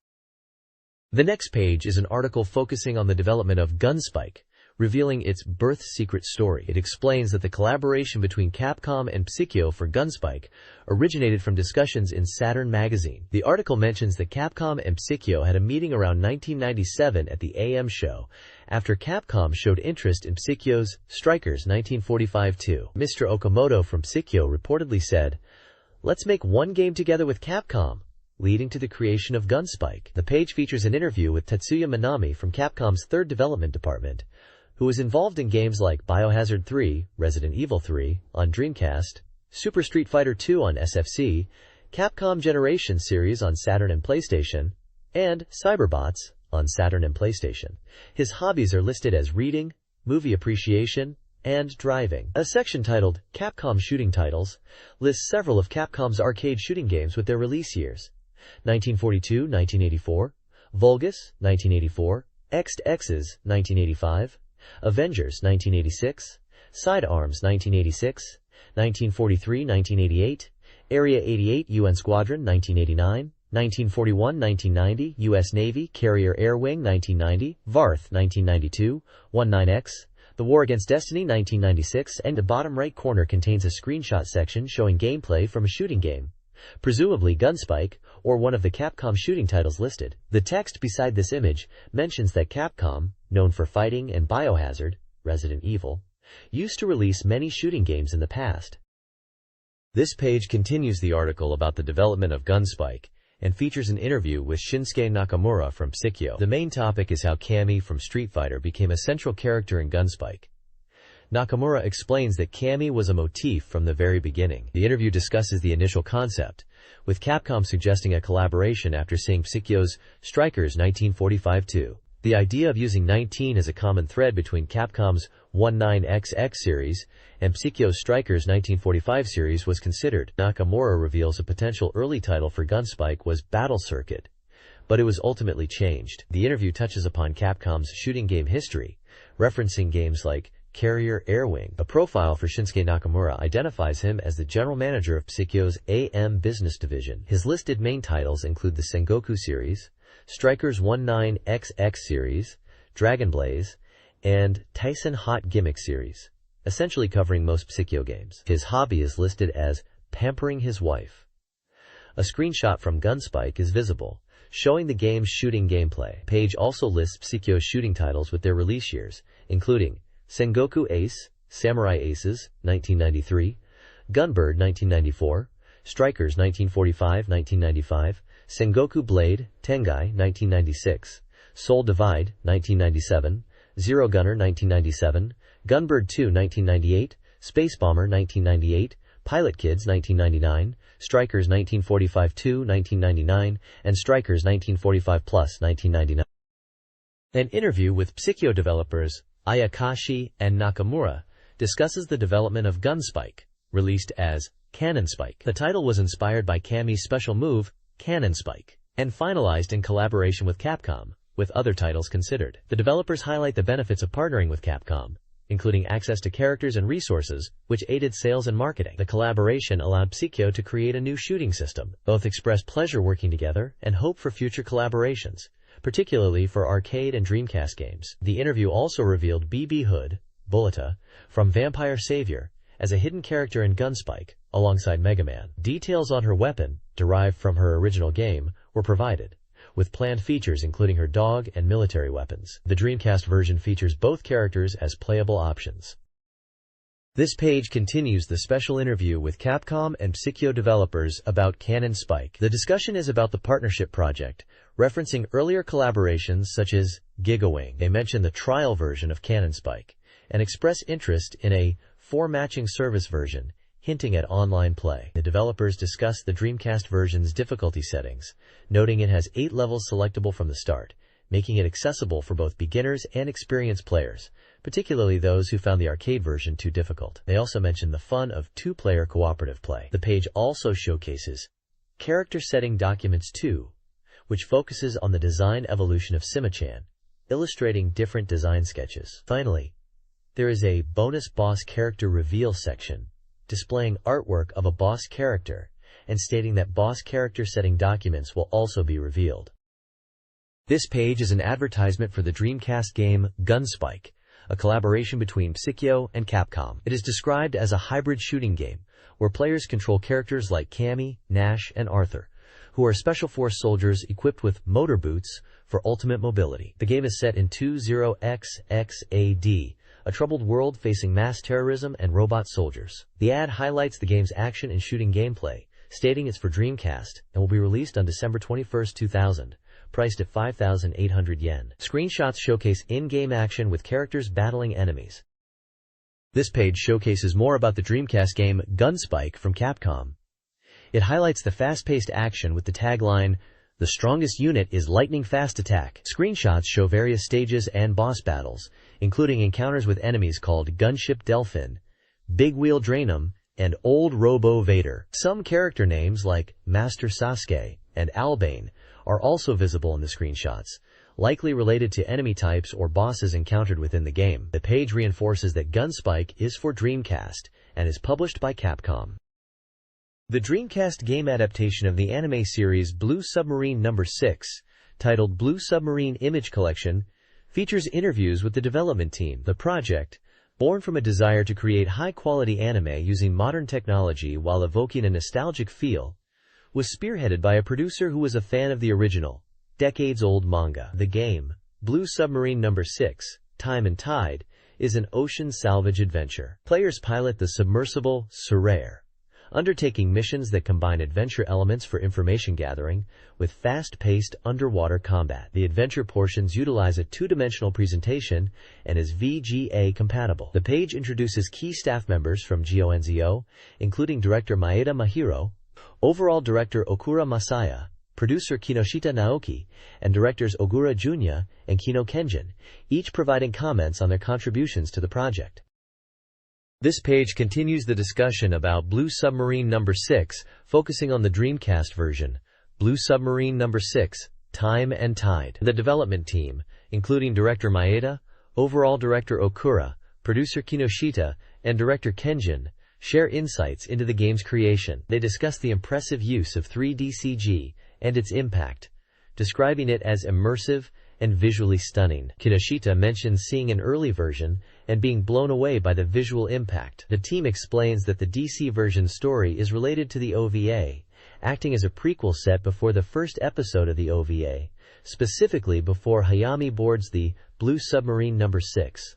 Maeda points out that some plot ideas from the OVA production were cut for length but are revived in the DC version. The setting of New World in the game is revealed to be inspired by a real Singaporean restaurant in Shinokubo, Tokyo, called New World. They use Singapore as a motif for the flooded city, drawing inspiration and collecting materials.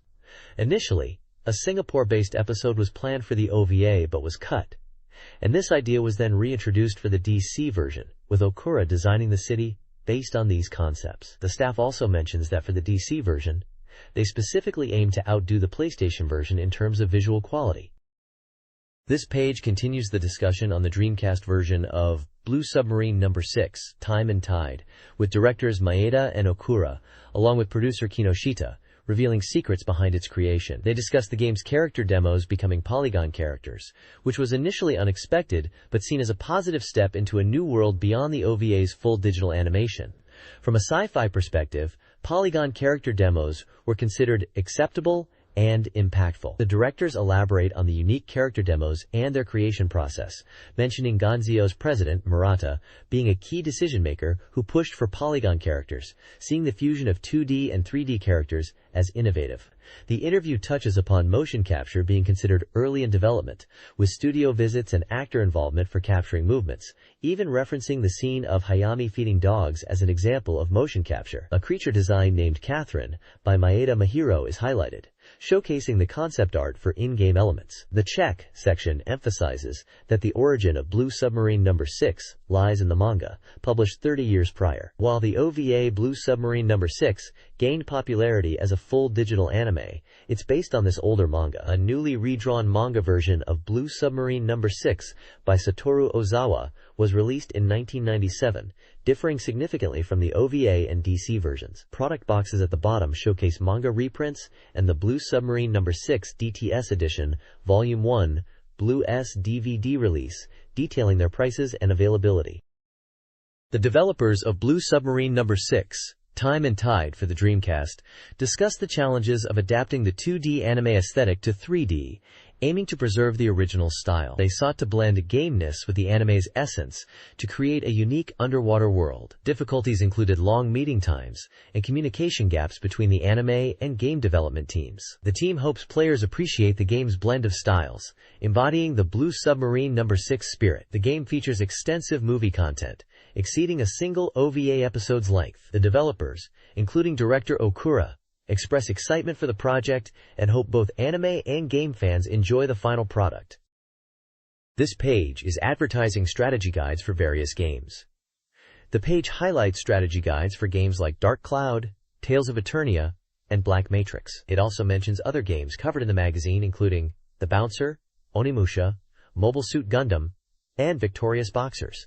A section titled SoftBank Strategy Guidebook Lineup lists various game strategy guides available for purchase, including guides for Let's Make a Pro Baseball Team, Perfect Guide, Dead or Alive 2, Perfect Guide Dreamcast Edition, Favorite Dear Pure White Forecaster Official Guide, Sorcerian Original Official Guide, Black/Matrix Plus Official Guide, Electronic Warfare Machine Bashalon Oratorio Tangram, Truth Wings, Phantasy Star Online Navigation Guide, and Meltilius Pretty Official Guide. Another section lists upcoming guides for January, including Hidden Month Official Guidebook, Guilty Gear X, ZX, Perfect Guide Dreamcast Edition, Digimon Adventure 02D1, Tamer's Perfect Guide, and To Heart Visual Fanbook. The bottom left corner advertises Comic Market 59 SoftBank Exhibition Determined for the Missing Blue game, mentioning it's from the staff of El no Kisetsu and Missing Blue,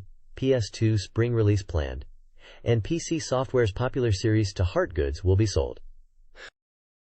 This page is showcasing upcoming Dreamcast game titles and strategy guide information. The page lists upcoming game information for titles including Tokyo Bus Guide, Pretty Bus Guide Boarding Pack, Hand Red Sword, End of the Century Romantic Story, Chapter 2, Moonflower Swordsman Final Edition, Never 7 The End of Infinity, Jet Set Radio, Sonic Shuffle, Super Street Fighter 2X for Matching Service, Inoue Kikuko's Roommate, Happy Eye Lesson, and Bus Rush Dream Eco Gear Power Worm Championship. There is also a section for strategy guides covering Guilty Gear X, Eldora Gate, Chapter 2, Burning, Justice Academy, and Samba de Amigo Variant 2000. The main feature on the page is for the Tokyo Bus Guide game, celebrating its first anniversary with a new version called Pretty Bus Guide Boarding Pack that includes an additional disc. This version is a bus driving simulator set in Tokyo featuring 3 routes, and the new edition includes a Pretty Bus Guide to assist players with navigation and strategy. Screenshots show gameplay and the Pretty Bus Guide interface.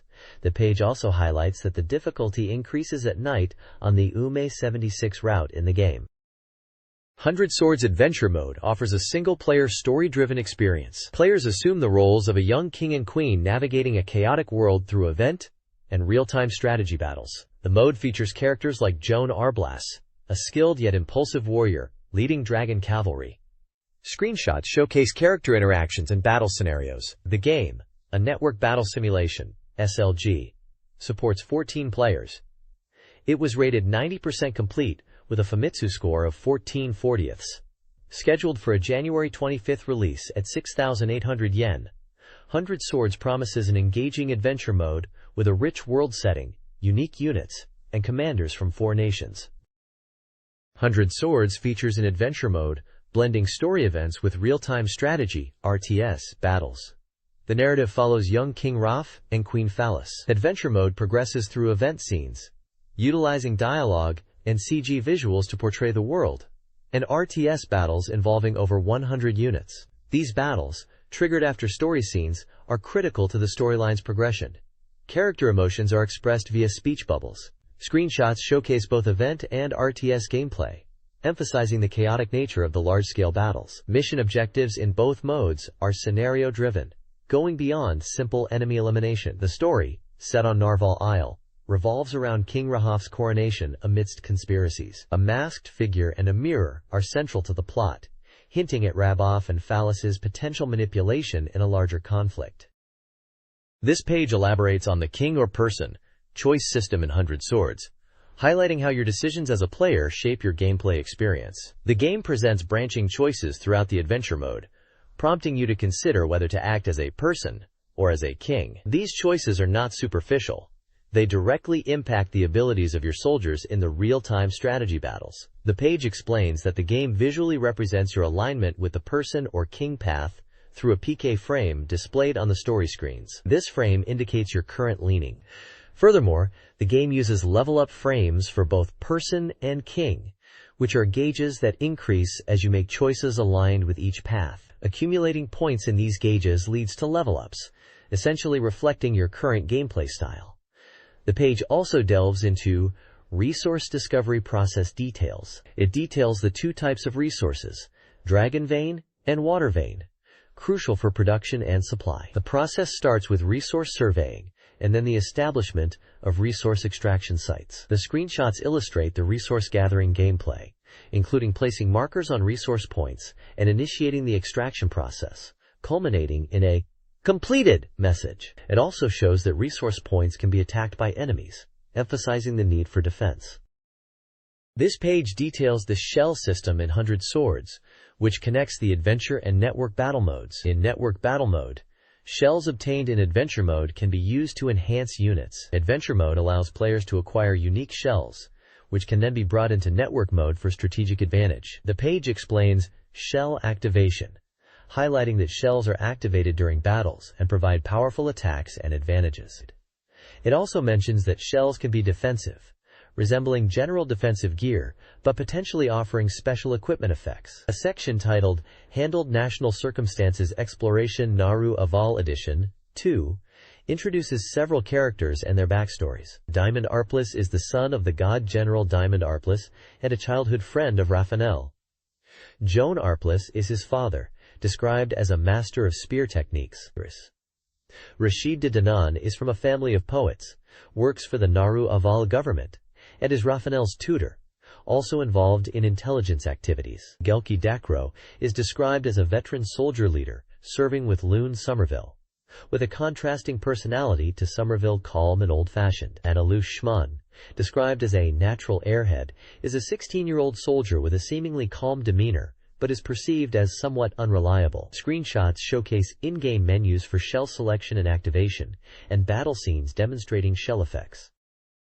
The next page is a preview for The Last Blade 2 Final Edition on Dreamcast, an action game scheduled for release on December 21st, priced at 5,800 yen. This final edition for Dreamcast adds various original elements to the popular second chapter in the Last Blade series, which was originally released in arcades in 1994. The article highlights the sword-fighting action, unique worldview, and simple controls that made the series popular. It emphasizes that this Dreamcast version is a complete port with added content to satisfy fans, and it will also include a demo of the first Last Blade game. The text mentions that the game is praised for its good talking and impressive demos, giving it appeal beyond the arcade version. The page features character artwork and screenshots of gameplay.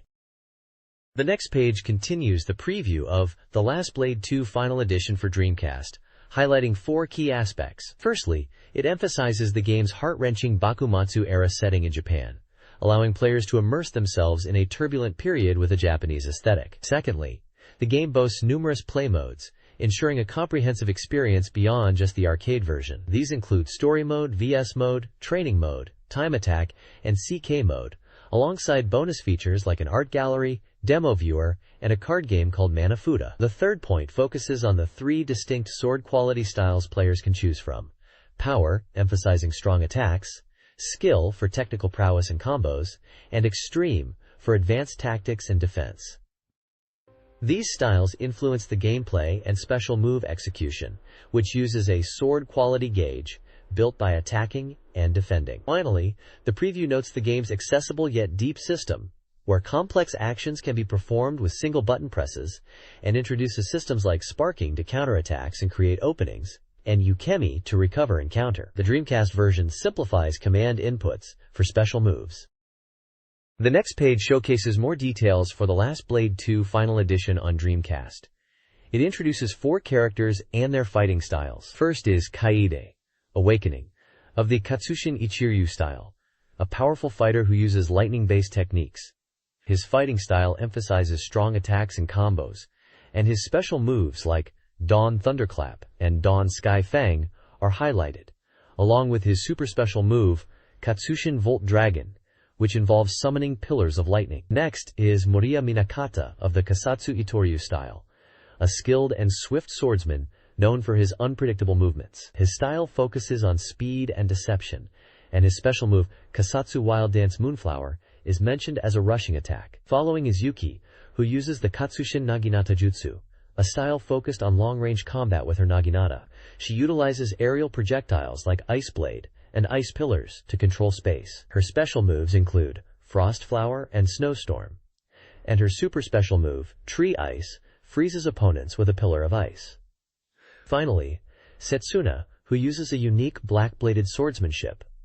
Hana Hashira Tsushihito Sword. He is described as a tragic figure, haunted by darkness, who fights with relentless attacks. His style is based on continuous offense and pressure, and his moves, like Nothingness, Strike, Nothingness, Participate, and Super Special Move, Nothingness, Extreme, emphasize overwhelming attacks with dark energy, allowing for follow-up attacks. The Last Blade 2 Final Edition features diverse characters, each with unique fighting styles. Ichijo Akari, a mischievous magic user, commands Shikigami with attacks like Shiki God Heavenly Sky and a giant toad summon in her super special. Kenzaki Juzo, a powerful, ogre-like character, uses a club and devastating techniques like Rampage, Ultra Furious, after a throw. Amano Hyu, of the Geryu Kodachi style, employs swift EI sword techniques with shorter swords, utilizing moves like Kagekiri and incorporating a sake barrel in one attack. Finally, Takane Hibiki, daughter of Genojo Takane, uses the Ginsukiyo Katana with the Mutsu Shinhenryu Aiyageki style, focusing on swift draws and strikes, culminating in her Fearless Heart super special. This page previews Never 7, The End of Infinity, a visual novel adventure game for the Dreamcast. It emphasizes the game's serious main story, combined with lighter bonus content that unlocks as you progress. The game offers features such as VM icon functionality, an album mode to view event CGs, a music mode to listen to in-game BGM, an opening movie viewer, and a quiz mode. A shortcut feature is highlighted for easy replayability, allowing players to jump to different scenes to experience branching storylines and multiple endings, which is presented as a convenient feature for exploring all character routes. The release date is noted as December 21st. Screenshots show in-game scenes, character portraits, and menu screens demonstrating these features. Never 7, The End of Infinity preview focuses on the first 6 days of April. The story opens with protagonist Tokisada experiencing déjà vu on April 1st. Subsequent days introduce key characters: Saki, Makoto, Konomi, and Kurumi. April 2nd involves a beach outing and a near-drowning incident with Saki. April 3rd hints at romantic confirmations. The 4th sees a barbecue turn sour, with a negative event involving Kurumi. The following days lead to a tragic conclusion on April 6th, fulfilling the nightmare foreshadowed on the 1st. The preview also mentions online content, including message boards and mini-games available on the official website. Additionally, the Neo Geo Pocket Color version, Infinity Cure, is introduced. It features Izumi and Haruka as heroines, viewed from Natsume's perspective, promising new scenarios and enhanced graphics. This page continues the preview of Never 7, The End of Infinity, spotlighting the heroine Yuka Kawashima and her crucial role. The page emphasizes the game's themes of accepting the past and struggling against a predetermined fate. It delves into the mysterious events that the protagonist Makoto and Yukaka investigate together. The nightmare of April 6th, which was foreshadowed, becomes reality, tearing the two characters apart. Yuka is highlighted as the main heroine with unique characteristics. She possesses memories from a time-slip experience and shares a deep connection with Makoto, making her essential for solving the game's mysteries. The preview suggests that understanding and utilizing Yuka's abilities is key to unraveling the truth and escaping the repeating tragic events. The page also mentions that the setting is a group retreat where Makoto and Yuka initially meet. They are working together to investigate strange occurrences and attempt to break free from their seemingly inescapable destiny. The silver bell is mentioned as a crucial element that appears in dreams and may hold the key to resolving their situation and altering their fate. The Never 7 preview highlights the protagonist, Makoto's deepening relationships with heroines. His bond with Sayuki strengthens through a kiss and a daring rescue, leading to a warm relationship. The preview also explores Sayuki's internal conflicts and Makoto's efforts to comfort her. The story hints at key plot developments with Kurumi, who refers to Makoto as brother. Further, the preview suggests deceptive and experimental narrative elements. Izumi, initially cold, is shown holding Makoto's hand, with April 1st mentioned as a reunion point. The story links Izumi to past shrine events and a 21-year-old incident, hinting at time manipulation or resurrection. Kurumi's nightmare, resulting in a false death, triggers Makoto's protective feelings. The narrative emphasizes themes of courage, strength, and confronting the past. This page is a preview of De La Jet Set Radio, known internationally as Jet Set Radio, highlighting the new features of this updated version. It emphasizes the new JSR experience, detailing a story now divided into 3 chapters. Chapter 1, The GGs, introduces the rival team, the Noise Tanks, and the story revolves around battling them. Chapter 2, Combo and Cube, focuses on an event 2 months prior where 2 companions disappear, featuring Combo and Cube as central figures. Chapter 3, Golden Rhinos, describes the storyline moving from Grind Square to Tokyo, involving a money dispute and confrontations with the Rokaku Group and GG. The preview teases new and special characters, mentioning Gouji and Potts, who seem to be related to rival teams and appear under certain conditions. It also announces the release of the game's soundtrack, featuring 15 main tracks and 3 bonus tracks, emphasizing the Jet Set sound. Gameplay additions include a practice mode accessible from the title screen, allowing players to practice moves with Shibuyachu Station as the backdrop. Additionally, the order in which characters appear has been altered, with rivals now appearing earlier in the stages. The page also points out that De La Jet Set Radio has expanded beyond stage editions, encouraging players to check out all the changes. This page continues the Jet Set Radio preview, now known as Jet Grind Radio, internationally. It details 2 new stage areas: Bantam Street, described as a downtown area inspired by the Bronx in New York, filled with graffiti and running trains. The stage map shows a straightforward layout, and it's noted that the graffiti placement is unique. The strategy involves understanding the different areas of the map. A new character named Turbine Mad 5 is introduced as a whip-wielding boss, described as quick and tough, appearing in locations where money collectors used to be. The second area is Grind Square, a theatrical district with height differences. It's an X-shaped street layout with high buildings and rails for grinding. The stage map. The stage map indicates a somewhat confusing street layout. This area features a golden goddess statue and is described as having height differences of over 20 meters. Players need to use elevators to ascend, and successful grinding is key. Enemies include the Dark Hellas, who use missiles. Another new character, Electric Eel 6, is a boss who uses electric currents on the rails, forcing players to avoid grinding and fall off. The page also highlights that some graffiti designs have been updated, with Americanist-style designs added, differentiating it from the original. Difficulty adjustments are mentioned, specifically for chase missions, where enemies now stop when players get far enough away. Finally, the combo and cube sounds have been changed, with new voice samples for Cube in the American version. Sonic Shuffle is a Dreamcast party board game, releasing December 21st. Victory hinges on strategic card usage, with locations and stage characteristics impacting gameplay. Players must master terrain and gimmicks. The game emphasizes card strategy. High-numbered cards are crucial for battle events. Holding cards of 4 or higher is recommended. Special S cards facilitate card swapping. The rare Eggman card acts as a wild card. Sonic's ability allows for double movement with identical cards. Eggman disrupts the game with various events, sometimes beneficial, like altering ring sizes or teleporting players. Drawing the Eggman card triggers a roulette of mischief. Sonic Shuffle features 4 distinct stages. Emerald Coast is an underwater map with bridges and underwater hazards, requiring cards to surface and offering shortcuts. Firebird takes place on collapsing airships, with symmetrical layouts and exploding ship parts that require careful navigation and strategic spring use. Nature Zone is a large forest map with presto stones and disappearing voids, emphasizing quick traversal and key acquisition. Riot Train is a long, narrow stage on a runaway train, with connecting cars, gaps, and arrow-based rotating squares that demand cautious movement. Each stage has unique mechanics and challenges to overcome.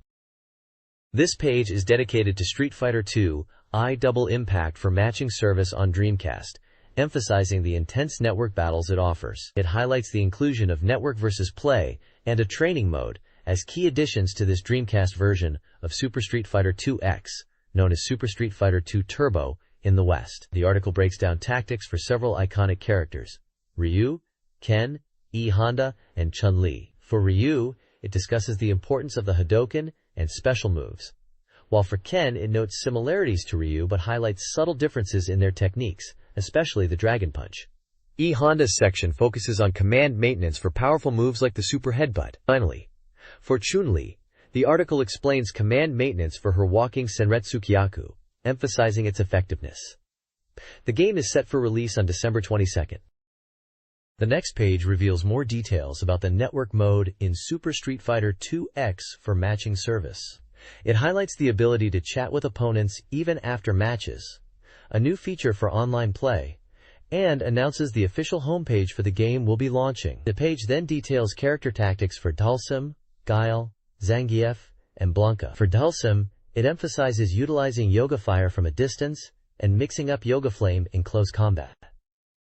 Guile's section points out the effectiveness of sonic booms, even if guarded, and recommends using the somersault kick to punish jumping opponents.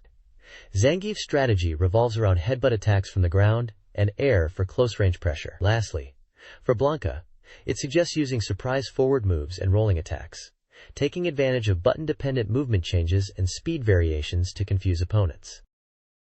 The next page highlights the return of Inoue Ryoko in the Roommate series, now as a visual novel on Dreamcast. The tagline emphasizes enjoying both her smiling and sulking expressions. This new Roommate title is described as a comeback for the visual novel format, with development at 40% completion. The page looks back at the Inoue Ryoko series on Sega Saturn, listing 4 previous titles. Roommate Inoue Ryoko, released in February 1997, where Ryoko suddenly becomes the protagonist's roommate as his cousin. Roommate Ryoko in Summer Vacation, from September 1997, focusing on Ryoko's return after visiting relatives in America during summer break. Roommate 3, Ryoko's Graduation to the Shining Future, released in April 1998, centering around Ryoko's university entrance exams. And finally, Ryoko's Talking Room, a fan disc from April 1999 focused on convertext, emphasizes that this new Dreamcast title brings back the series' original heroine, Inoue Ryoko, for fans to enjoy once again. It's presented as a completely new story, not just a simple sequel, and teases a cohabitation lifestyle with Ryoko. This page details the new Dreamcast game in the Roommate series, focusing on Inoue Ryoko. The setting is now Ryoko's house, a shift from previous games where she would visit the protagonist. In this installment, the protagonist is a student preparing for exams and living as a lodger at Inoue's house, while Ryoko returns from Kyushu to become the house manager. The tagline highlights spending time with Ryoko at her home and enjoying her various expressions. The page emphasizes that as a visual novel, the game will meticulously depict character expressions to match the story's content. It mentions that, like the previous title, Satoyuki Miyu, character expressions will change, showcasing smiling and sometimes sad emotions, and that clothing will also vary depending on the time and day. 3 male characters are introduced: Nakayama Ri, Ryoko's close friend and a very active girl who already has a boyfriend; Kashiwagi Satoshi, the tennis club ace who secretly admires Ryoko and may become a romantic rival; and Masahiro, Ryoko's classmate who is popular with girls and seems aware of Ryoko's inner feelings. The page also shows sketches of Ryoko's house, describing the wide living room as a central space for the 2 characters. It points out that voices can be heard from anywhere in the house, suggesting an immersive audio experience. Ryoko's profile is also provided.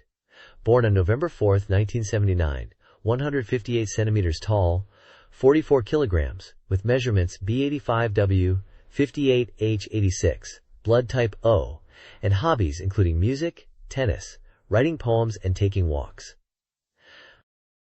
This page introduces 3 new characters from different games. First is Ichimonji Mutsuki, described as a kind and slightly clumsy new teacher, and a Mutsuki Mama-type character from the Roommate series. Her personal data is listed, including her voice actor Asano Ruri.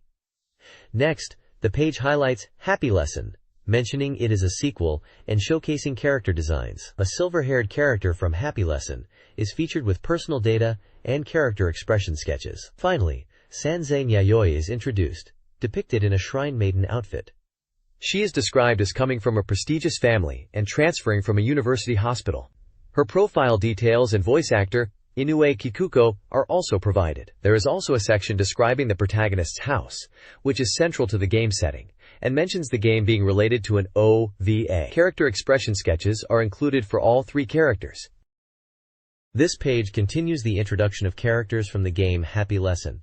It presents 3 new Mama characters. First is Koryuji Uzuki, voiced by Konishi Hiroko. She is described as a clumsy and sleepy character who is also a little bit of an airhead. Her personal data is listed detailing her origin, birthday, April 4th, blood type, height, 154 centimeters, and measurements. Her hobbies include anime research and art club activities, and her special skills are cosplay and sewing. Her room is also shown, filled with anime posters and plush toys. Next is Gokasho Kaoru, voiced by Kasima Kaharu.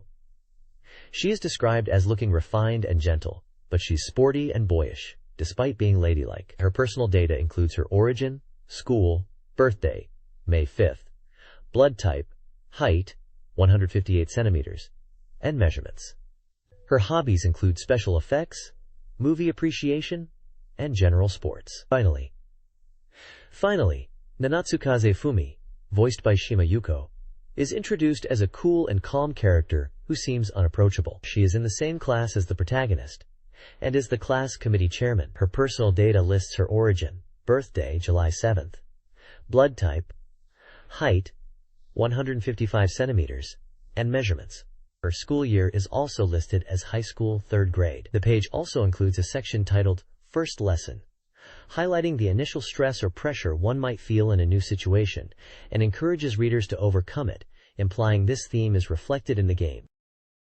This page is about Bass Rush Dream, a realistic bass fishing game for Dreamcast, subtitled Eco Gear Powerworm Championship. It's advertised as a real bass fishing simulation, where you can fish in real lakes and use real lures. The game boasts 6 game modes and emphasizes realistic lure action and techniques. The game will be released by Visco on December 21st, priced at 5,800 yen or 300 points. It supports 1 player and requires 11 memory blocks on the VM. The page highlights the variety of lures available, categorized into boxes and types like soft lures and EcoGear powerworms.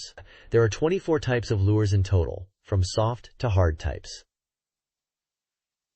It details fishing techniques like reeling, twitching, pausing, and rod action, explaining how to use them effectively to catch bigger fish. The goal is to become a legendary angler and catch the phantom fish in 6 real lakes featured in the game, including lakes Kawaguchi, Biwa, and Kasumigaura. Players can choose from shore or boat fishing, depending on the location. Bass Rush Dream features several game modes. Free fishing allows unrestricted fishing with customizable conditions. Tournament mode is the core of the game, challenging players to win tournaments at various lakes, with success unlocking new locations and competitions. The game tracks progress through a record section, showcasing best catches and tournament rankings. Bass Rush Mini is a minigame to earn special lures. Internet features online tournaments, allowing players to compete via a dedicated homepage. These online tournaments begin January 8, 2001, and will rank players based on fish weight over 23-week periods. Information mode assists beginners by teaching about fish ecology and lure usage to improve fishing skills. The next page is a detailed preview of the Dreamcast version of Guilty Gear X. It highlights the game as beginner-friendly and focuses on the GG mode, a Dreamcast exclusive feature.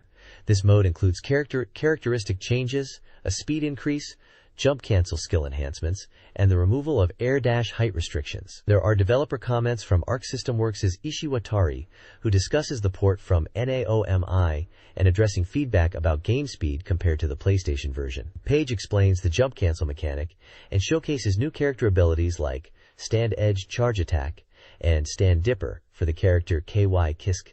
A section titled Shocking Fact, another KY Kisk appears, hints at a new, different version of KY Kisk within GG mode. The article compares GGX to the original GG, possibly referring to the first Guilty Gear.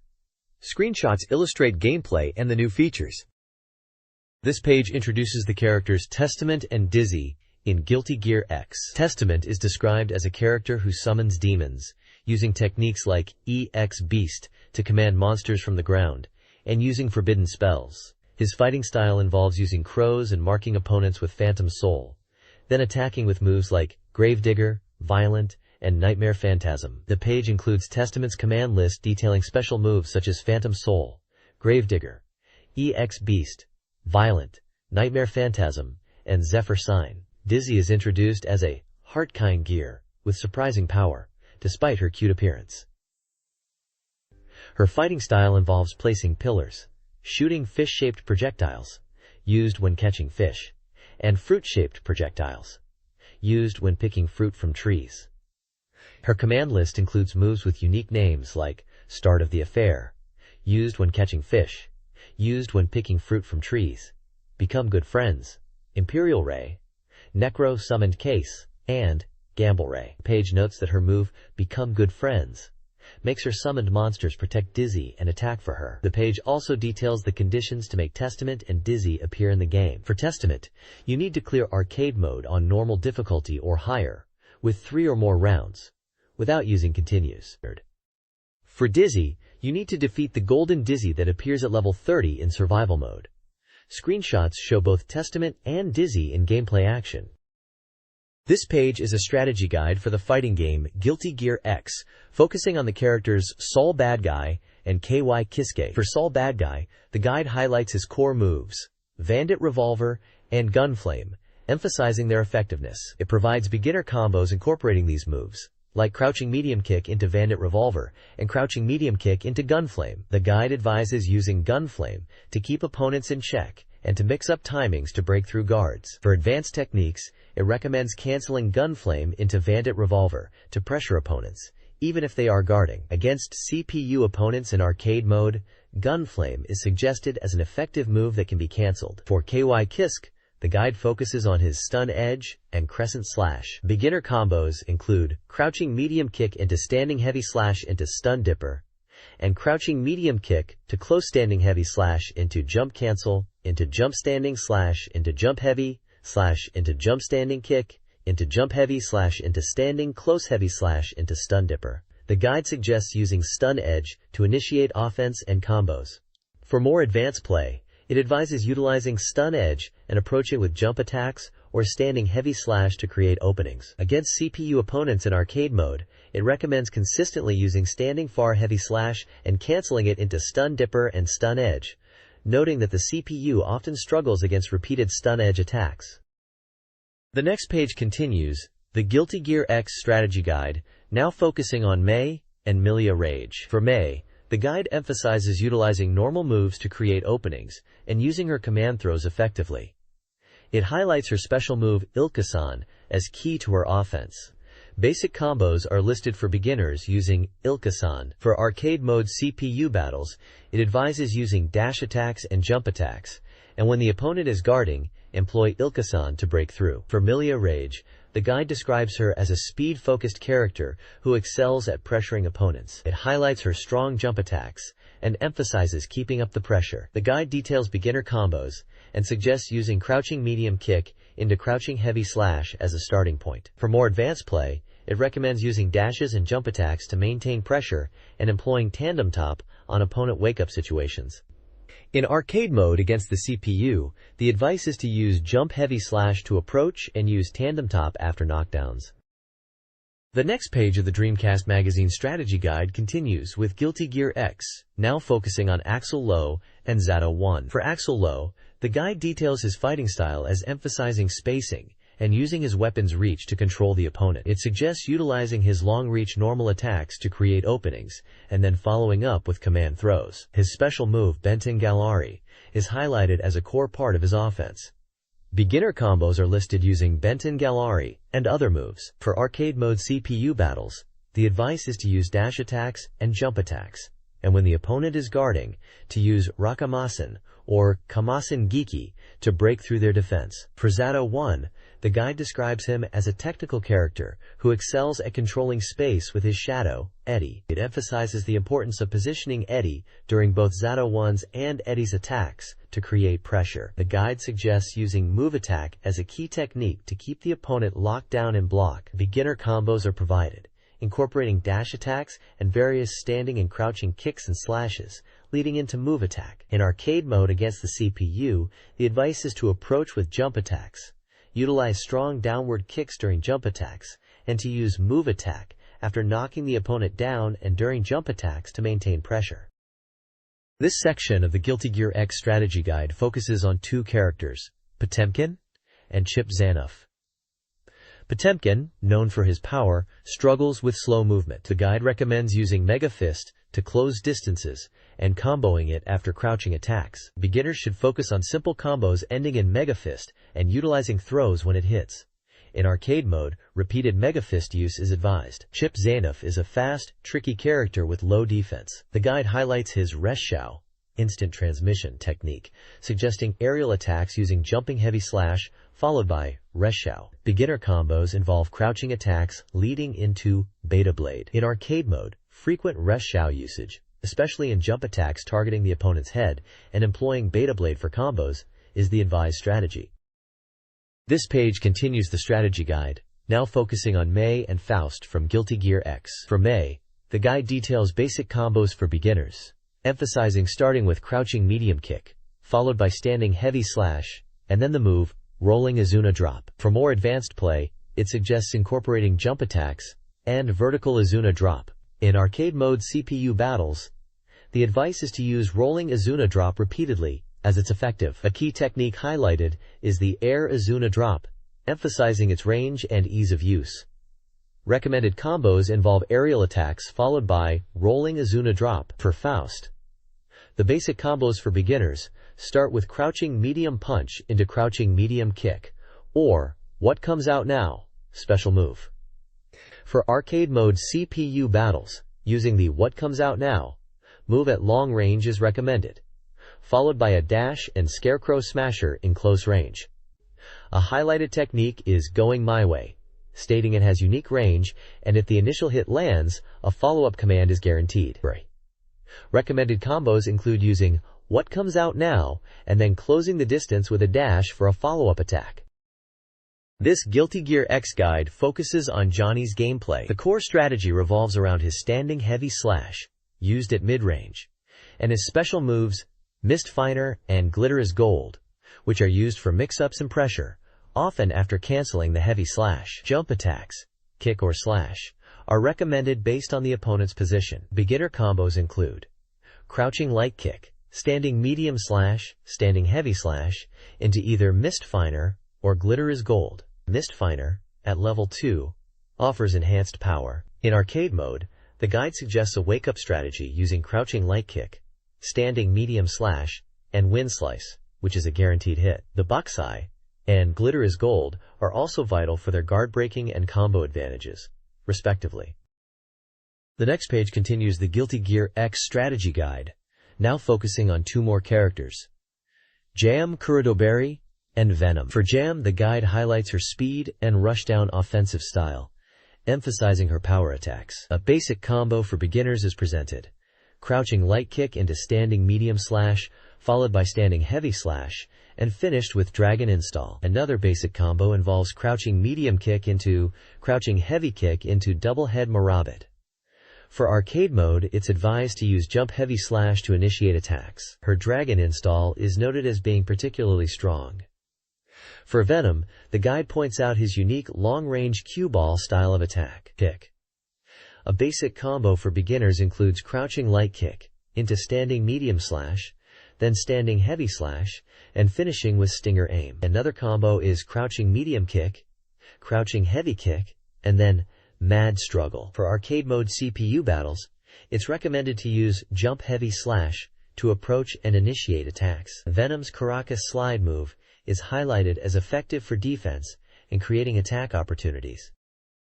This page reveals the interim results of a popularity poll for Guilty Gear X characters. Holy Knight KY Kiski is currently in the top spot with 45 points, demonstrating strong support from female fans. The article notes the popularity of pairings like KY and Dizzy and May and Johnny among voters. The rankings continue with Testament in 6th place with 15 points and Chip in 7th place with 10 points. The page also features fan-submitted illustrations of Guilty Gear X characters from different prefectures in Japan, showcasing fan art of characters like Baiken, Kagawa Garuji, drawing Chip, Kazuhaya Shiraha, drawing Mei, Kusama Ria, drawing Milia Rage, Kanazuki Izayoi, drawing Dizzy, Kawakami Ryofu, drawing Testament, Momoji Bios, drawing Testament, and Kotoni, drawing Faust. Finally, there's an announcement that they will be attending a winter comic event, planning to observe cosplayers of GGX, and expressing a mix of excitement and slight nervousness about their first comic convention experience. This guide for Eldorado Gate Volume 2, Chapters 4 to 6, covers enemy strategies and area navigation. The protagonist, Bad, is escaping his village. Players should prepare with accessories and magic stones from the Land of Fate before entering Gaza Wasteland and Menanam Ruins, where strong enemies appear. The Zolba village requires party cooperation and item collection before the hunter attack. Fausta Mountain is home to fire attribute enemies, requiring the bronze sword. Gaza Wasteland, Liza's resting place, precedes Gabri's weapon shop visit. Menanam Ruins focuses on finding strongest power and gathering Zeni. Eden Passage provides additional items. The Land of Fate offers rock, paper, scissors with Gabri and Jankin for items. Enemy types include numerous hunters, magically defended iron demons, and charging guardians. The Booba boss uses fire attacks and poison, requiring water-based attacks and healing. Demon Ian enemies also use 2-turn charge attacks. Chapter 5 of Eldorado Gate Volume 2, Brave Swordsman Arishin, focuses on finding Arishin to combat monsters. The gameplay involves gathering companions and battling enemies. Shops offer supplies, but stronger foes appear later. Escalalo Town offers fire attribute items and gifts from NPCs. In Moas Forest, iron knives from Escalalo are recommended. Tonks Mountain Path has tree attribute enemies. Bringing Catlia is key. The Dalk Wilderness requires water attribute weapons against fire enemies, with an event yielding a silver hammer for Gomez. Kamolo Mountain warns against early entry. Silver equipment is advised. The Mountain Bandit is a fire type, and Mimic should be avoided. The boss, Arms, uses W ice and heat attacks. Magic stones are crucial. The strategy is to use Alex and Arishin for support. Saving is recommended before difficult battles. Chapter 6 of Eldorado Gate Volume 2, Resurrected Ain and Others, focuses on investigating Pantos's misfortune and aiding Ain, a manufactured humans. Players, with Gomez and the Silver Hand, will explore locations like Verde Hill, Karma Village, Escalalo Town, the Ancient Tower, Nestorica Plain, and Zibra Wetland. The guide highlights Akin's repair in Karma Village, gathering information from Gaburi in Escalalo, and the importance of equipping appropriate elemental weapons. The chapter introduces controllable character Ain, utilizing armor effectively, while Gomez excels in firepower and fire attributes. DONP, a fire-based character, serves as support. Enemy encounters include poison-wielding Dorogonko and Puchi Bakubaku.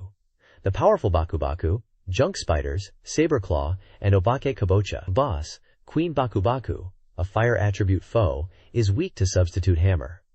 Item management is crucial. Players should bring recovery items and collect trading cards from Gabuburi to exchange for items, utilizing the warehouse for storage. The next page dives deeper into Eldorado Gate Volume 2, with staff voice about Eldorado Gate Number 7. This page is a feature called Weekly Gaburi Review, focusing on the game's second volume. Producer Takahide Takeshita is interviewed, offering insights into the game's development and features. The page highlights Chapters 2 through 6. Chapter 2 discusses the game's world and strategy.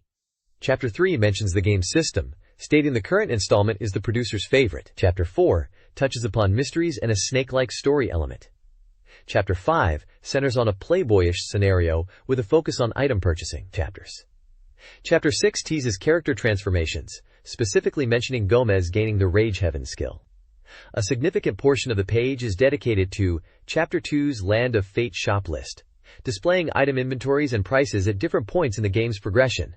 At the start of Chapter 2, at the end of Chapter 4, during Chapter 4, at the end of Chapter 5, during Chapter 5, at the end of Chapter 6, and during Chapter 6. This shop list illustrates how the available items change as the story progresses, emphasizing the importance of revisiting shops throughout the game. This page is a strategy feature for Moero Justice Gakuen, known internationally as Project Justice, focusing on a special team attack called Twin Platoons. The feature is titled Strategy Feature, thinking about Twin Platoons team leader, Strongest Legend, and explains how to use Twin Platoons effectively. It highlights that Twin Platoons consume 2 gauges, and discusses how characters can perform various Twin Platoons based on their partner. The page breaks down the effects of Twin Platoons into 4 categories. Quote, 1. Effect on hit. Twin Platoons are character-specific and have 4 main types of effects. Musen. These include Health Recovery type. Recovers the main character's health. Guts gauge recovery type. Fills the guts gauge to maximum, 5 gauges. Attack type. Deals significant damage to the opponent, around 6015 damage in training mode. Health and guts gauge recovery type. Recovers a small amount of health and 4 guts gauges. 2. Twin platoon strategy. The feature offers advice for single-player mode, titled One-Player Easy Victory Strategy Using Twin Platoons. It suggests a hit-and-run tactic. Keep your distance from the opponent and repeatedly use dash attacks. When the computer opponent dashes in for an attack, counter with a twin platoon. This strategy is described as effective against computer opponents who favor dash attacks. Screenshots on the page illustrate the different types of twin platoons in action, showing visual cues like heal up, guts up, and attack effects. It also shows examples of the suggested hit-and-run strategy in gameplay.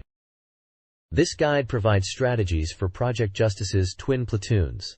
It emphasizes the importance of partner selection for successful hits and details the attack power variations. Attack-focused twin platoons deal approximately 60 damage in training mode, while health and guts recovery types provide respective benefits. Reversal resistance is also covered, noting that some twin platoons still inflict damage even when reversed. The guide explains that damage can be influenced by button mashing.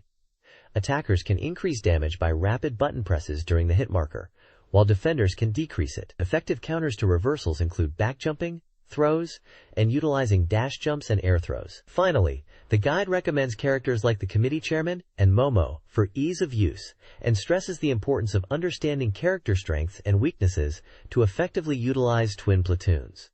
Quote, this page discusses story branches in the Holy Pure Maiden Academy story mode of Project Justice. It reveals that failing to achieve a combination attack finish in Chapter 4 leads to a story branch where you can use Power Akira, a powered-up version of Akira, who was featured in the previous game, Rival Schools. The page also details how to unlock Vatsu.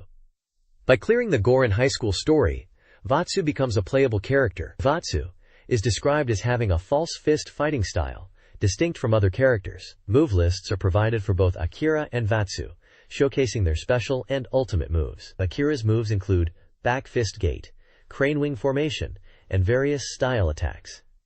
Vatsu's moves include air bullet shot, moon shadow, and ultimate moves like dark black bullet shot and dark black god music. The page highlights that Vatsu is a strong aerial fighter and a fun character to play, suggesting players familiar with Vatsu from previous games will easily master Vatsu.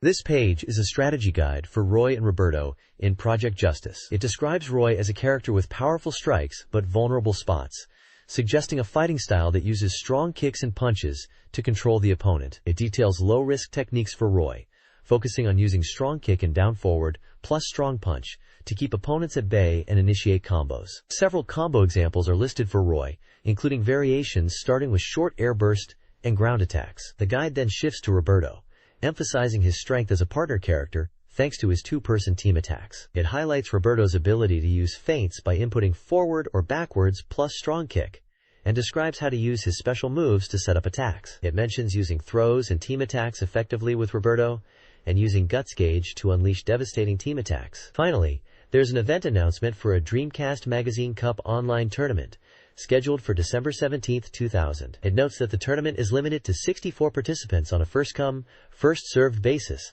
and details the entry time, prizes including Capcom and other goods, and provides a link to the Capcom homepage for more information and rules. Samba de Amigo Ver 2000 features a new challenge mode and a harder Ura challenge mode, released December 14th for 5,800 yen or 300 points. The standard challenge mode is easier, prompting the creation of Ura challenge mode for experienced players. To unlock Ura, players must complete all regular challenge mode missions. Ura challenge mode is significantly more difficult. The page previews missions from courses 1 and 2, requiring perfect clears in the kids course, and A ranks on hard or random in the junior course.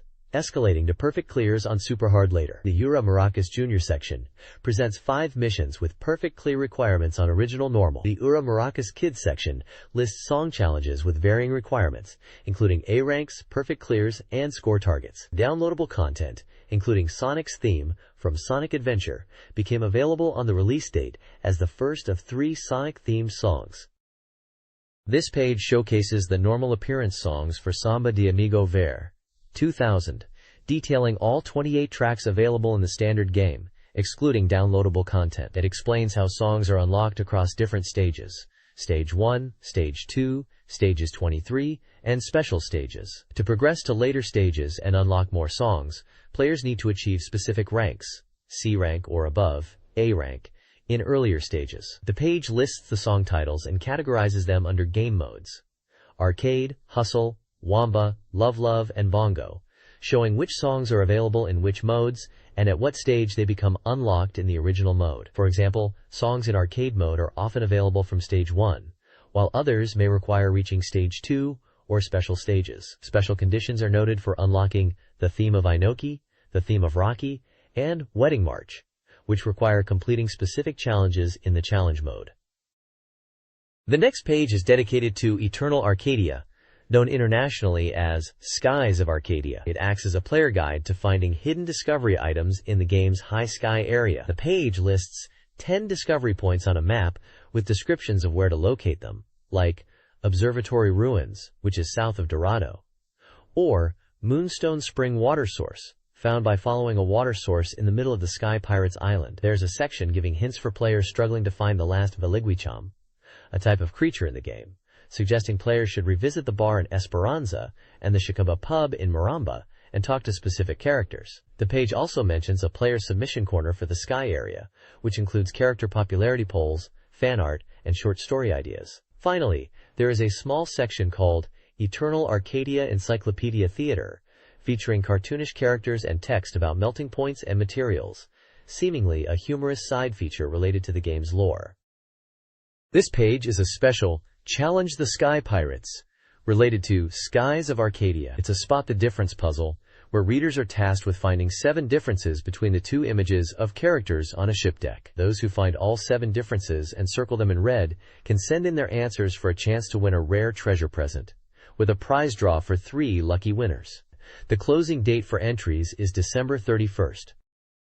This page is dedicated to fan submissions for Dead or Alive 2, titled Danger Zone Revolve Edition. It showcases a variety of reader-created content, including illustrations and humorous comics. One section, Love Elena, features fan art of Elena in both sporty and elegant dresses, praising her beauty and different styles. Another section, Laughing Danger Zone, presents funny comics featuring characters like Kasumi and others in comedic situations, with one asking, "Is this ninjutsu too?" This week's One Piece highlights a single illustration of a girl as a Danger Zone cover girl. The Illustration Big Feature section celebrates the featured 10HIT illustrations and encourages readers to submit more content like artwork, character popularity votes, and combo ideas. Finally, the Yamaguchi Prefecture / Kanmon Straight Sense of Wonder section displays more fan art of characters like Elena, Hayate, and Yan Li, emphasizing the originality and unique Dead or Alive 2 worldview captured by the fans.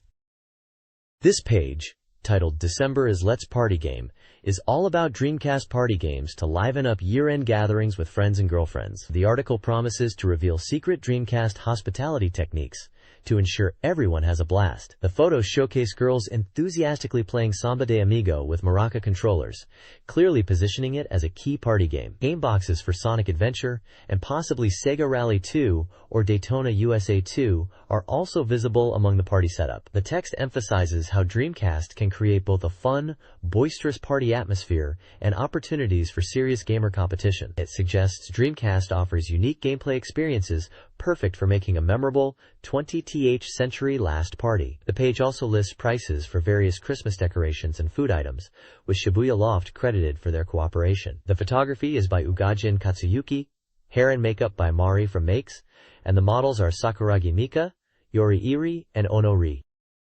The Dreamcast is presented as a fantastic party console, offering unique, engaging, and visually appealing games with short playtimes, perfect for gatherings. The text highlights DC-only party games like Samba de Amigo and The Typing of the Dead as examples of fresh experiences not found elsewhere. Essential peripherals are recommended for optimal party play. These include multiple controllers, the maracas for Samba de Amigo, an arcade stick, the fishing controller, a light gun, and the Puru Puru pack for added immersion. The page suggests preparing these accessories, detailing their release dates and prices. Finally, it advises guests to bring their own peripherals as a standard courtesy among gaming friends.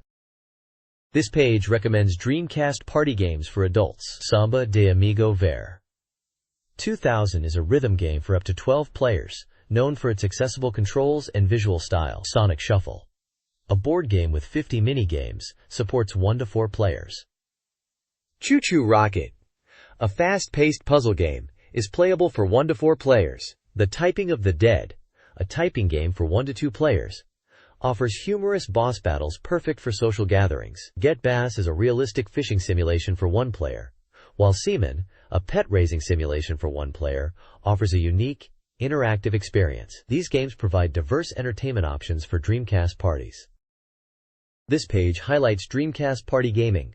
Recommended multiplayer games include Wartech, Senko no Ronde, Spawn, In the Demon's Hand, and the iconic Soul Calibur. It also suggests creative party games using the Dreamcast itself, like a Guess the Price competition for games, or identifying games by their sound. The Dreamcast Magazine team recommends accessible titles like Samba de Amigo, Get Bass, and The Typing of the Dead for group fun, and even humorously suggests Seaman. Deeper options include Heisei Mahjong Gakuen.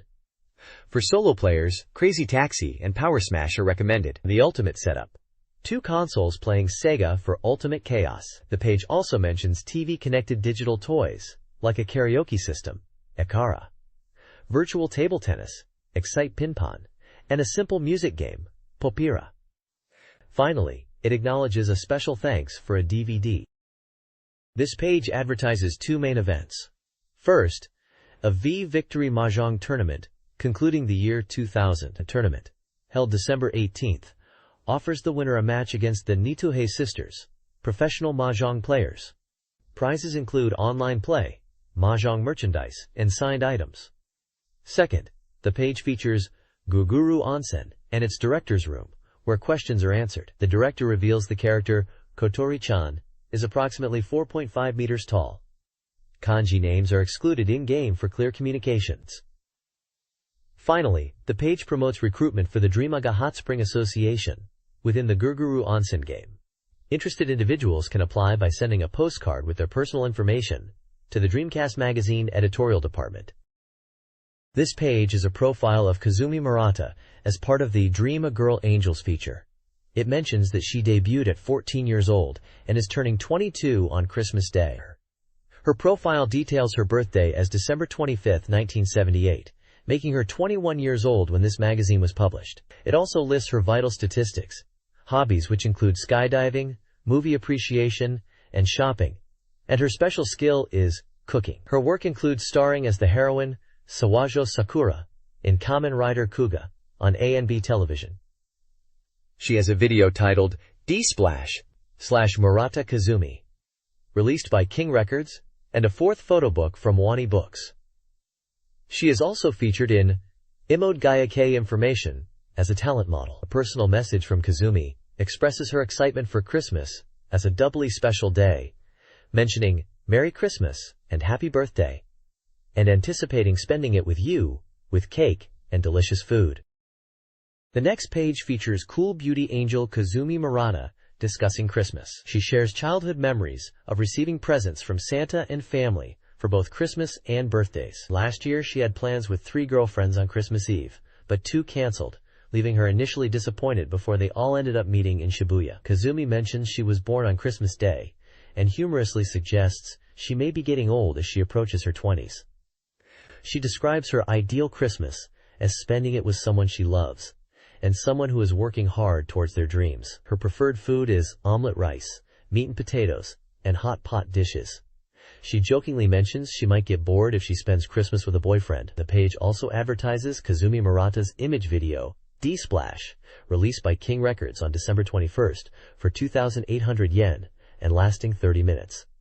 The video was shot entirely in Los Angeles over 2.5 days. It highlights shopping as one of her favorite activities, and mentions a release event for the video on January 7, 2001, at Ishimaru Denki Soft 1 in Akihabara, Tokyo.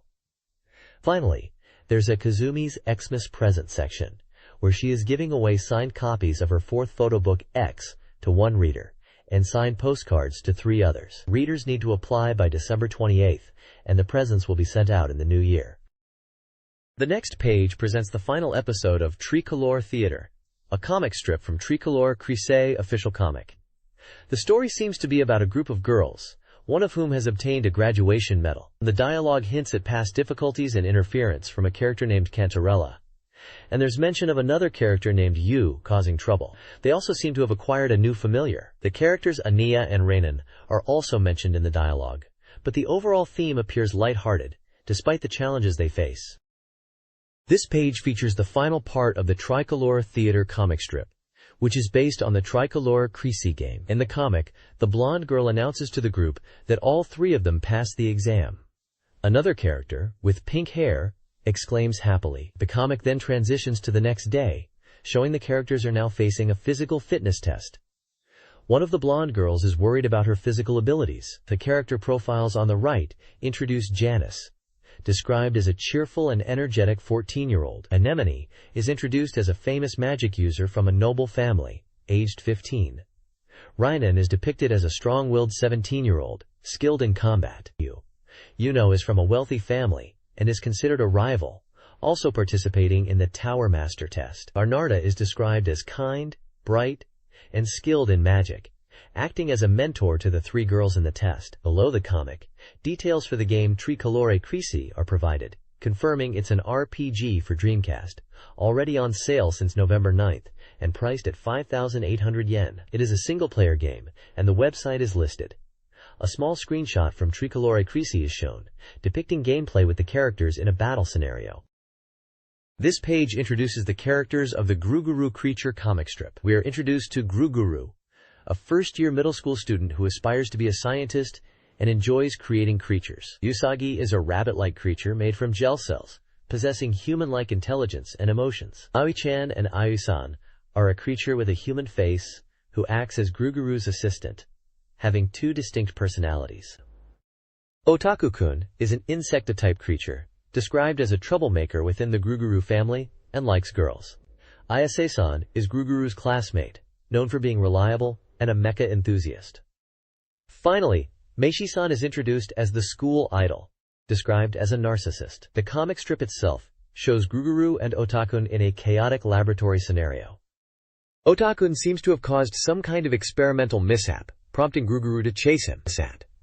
Ayase-san and Meishi-san observe the scene, with Meishi-san commenting about a potential love chance arising from the situation.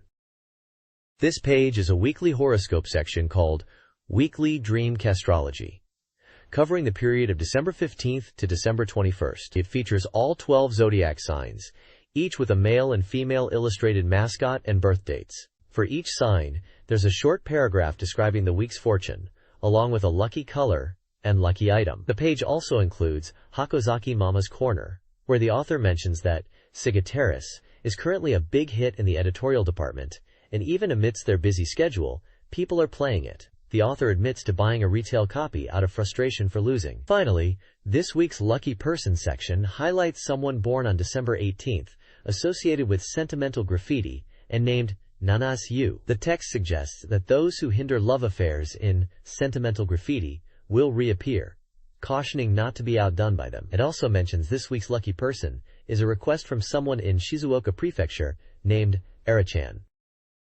This page is a special present for readers from Dreamcast Magazine, a Reader's Prize giveaway. There are various Dreamcast-related prizes on offer, including a Ready-to Rumble Boxing t-shirt, Dreamcast-compatible software where you can request a game of your choice, a Love Hina Hot Spring figure set, and Roof of Yasoba sauce flavor gloves. Other prizes include an original Dreamcast name card case, an original Dreamcast t-shirt, and a Dreamaga cover monthly best cover telecard featuring Eternal Arcadia, Skies of Arcadia.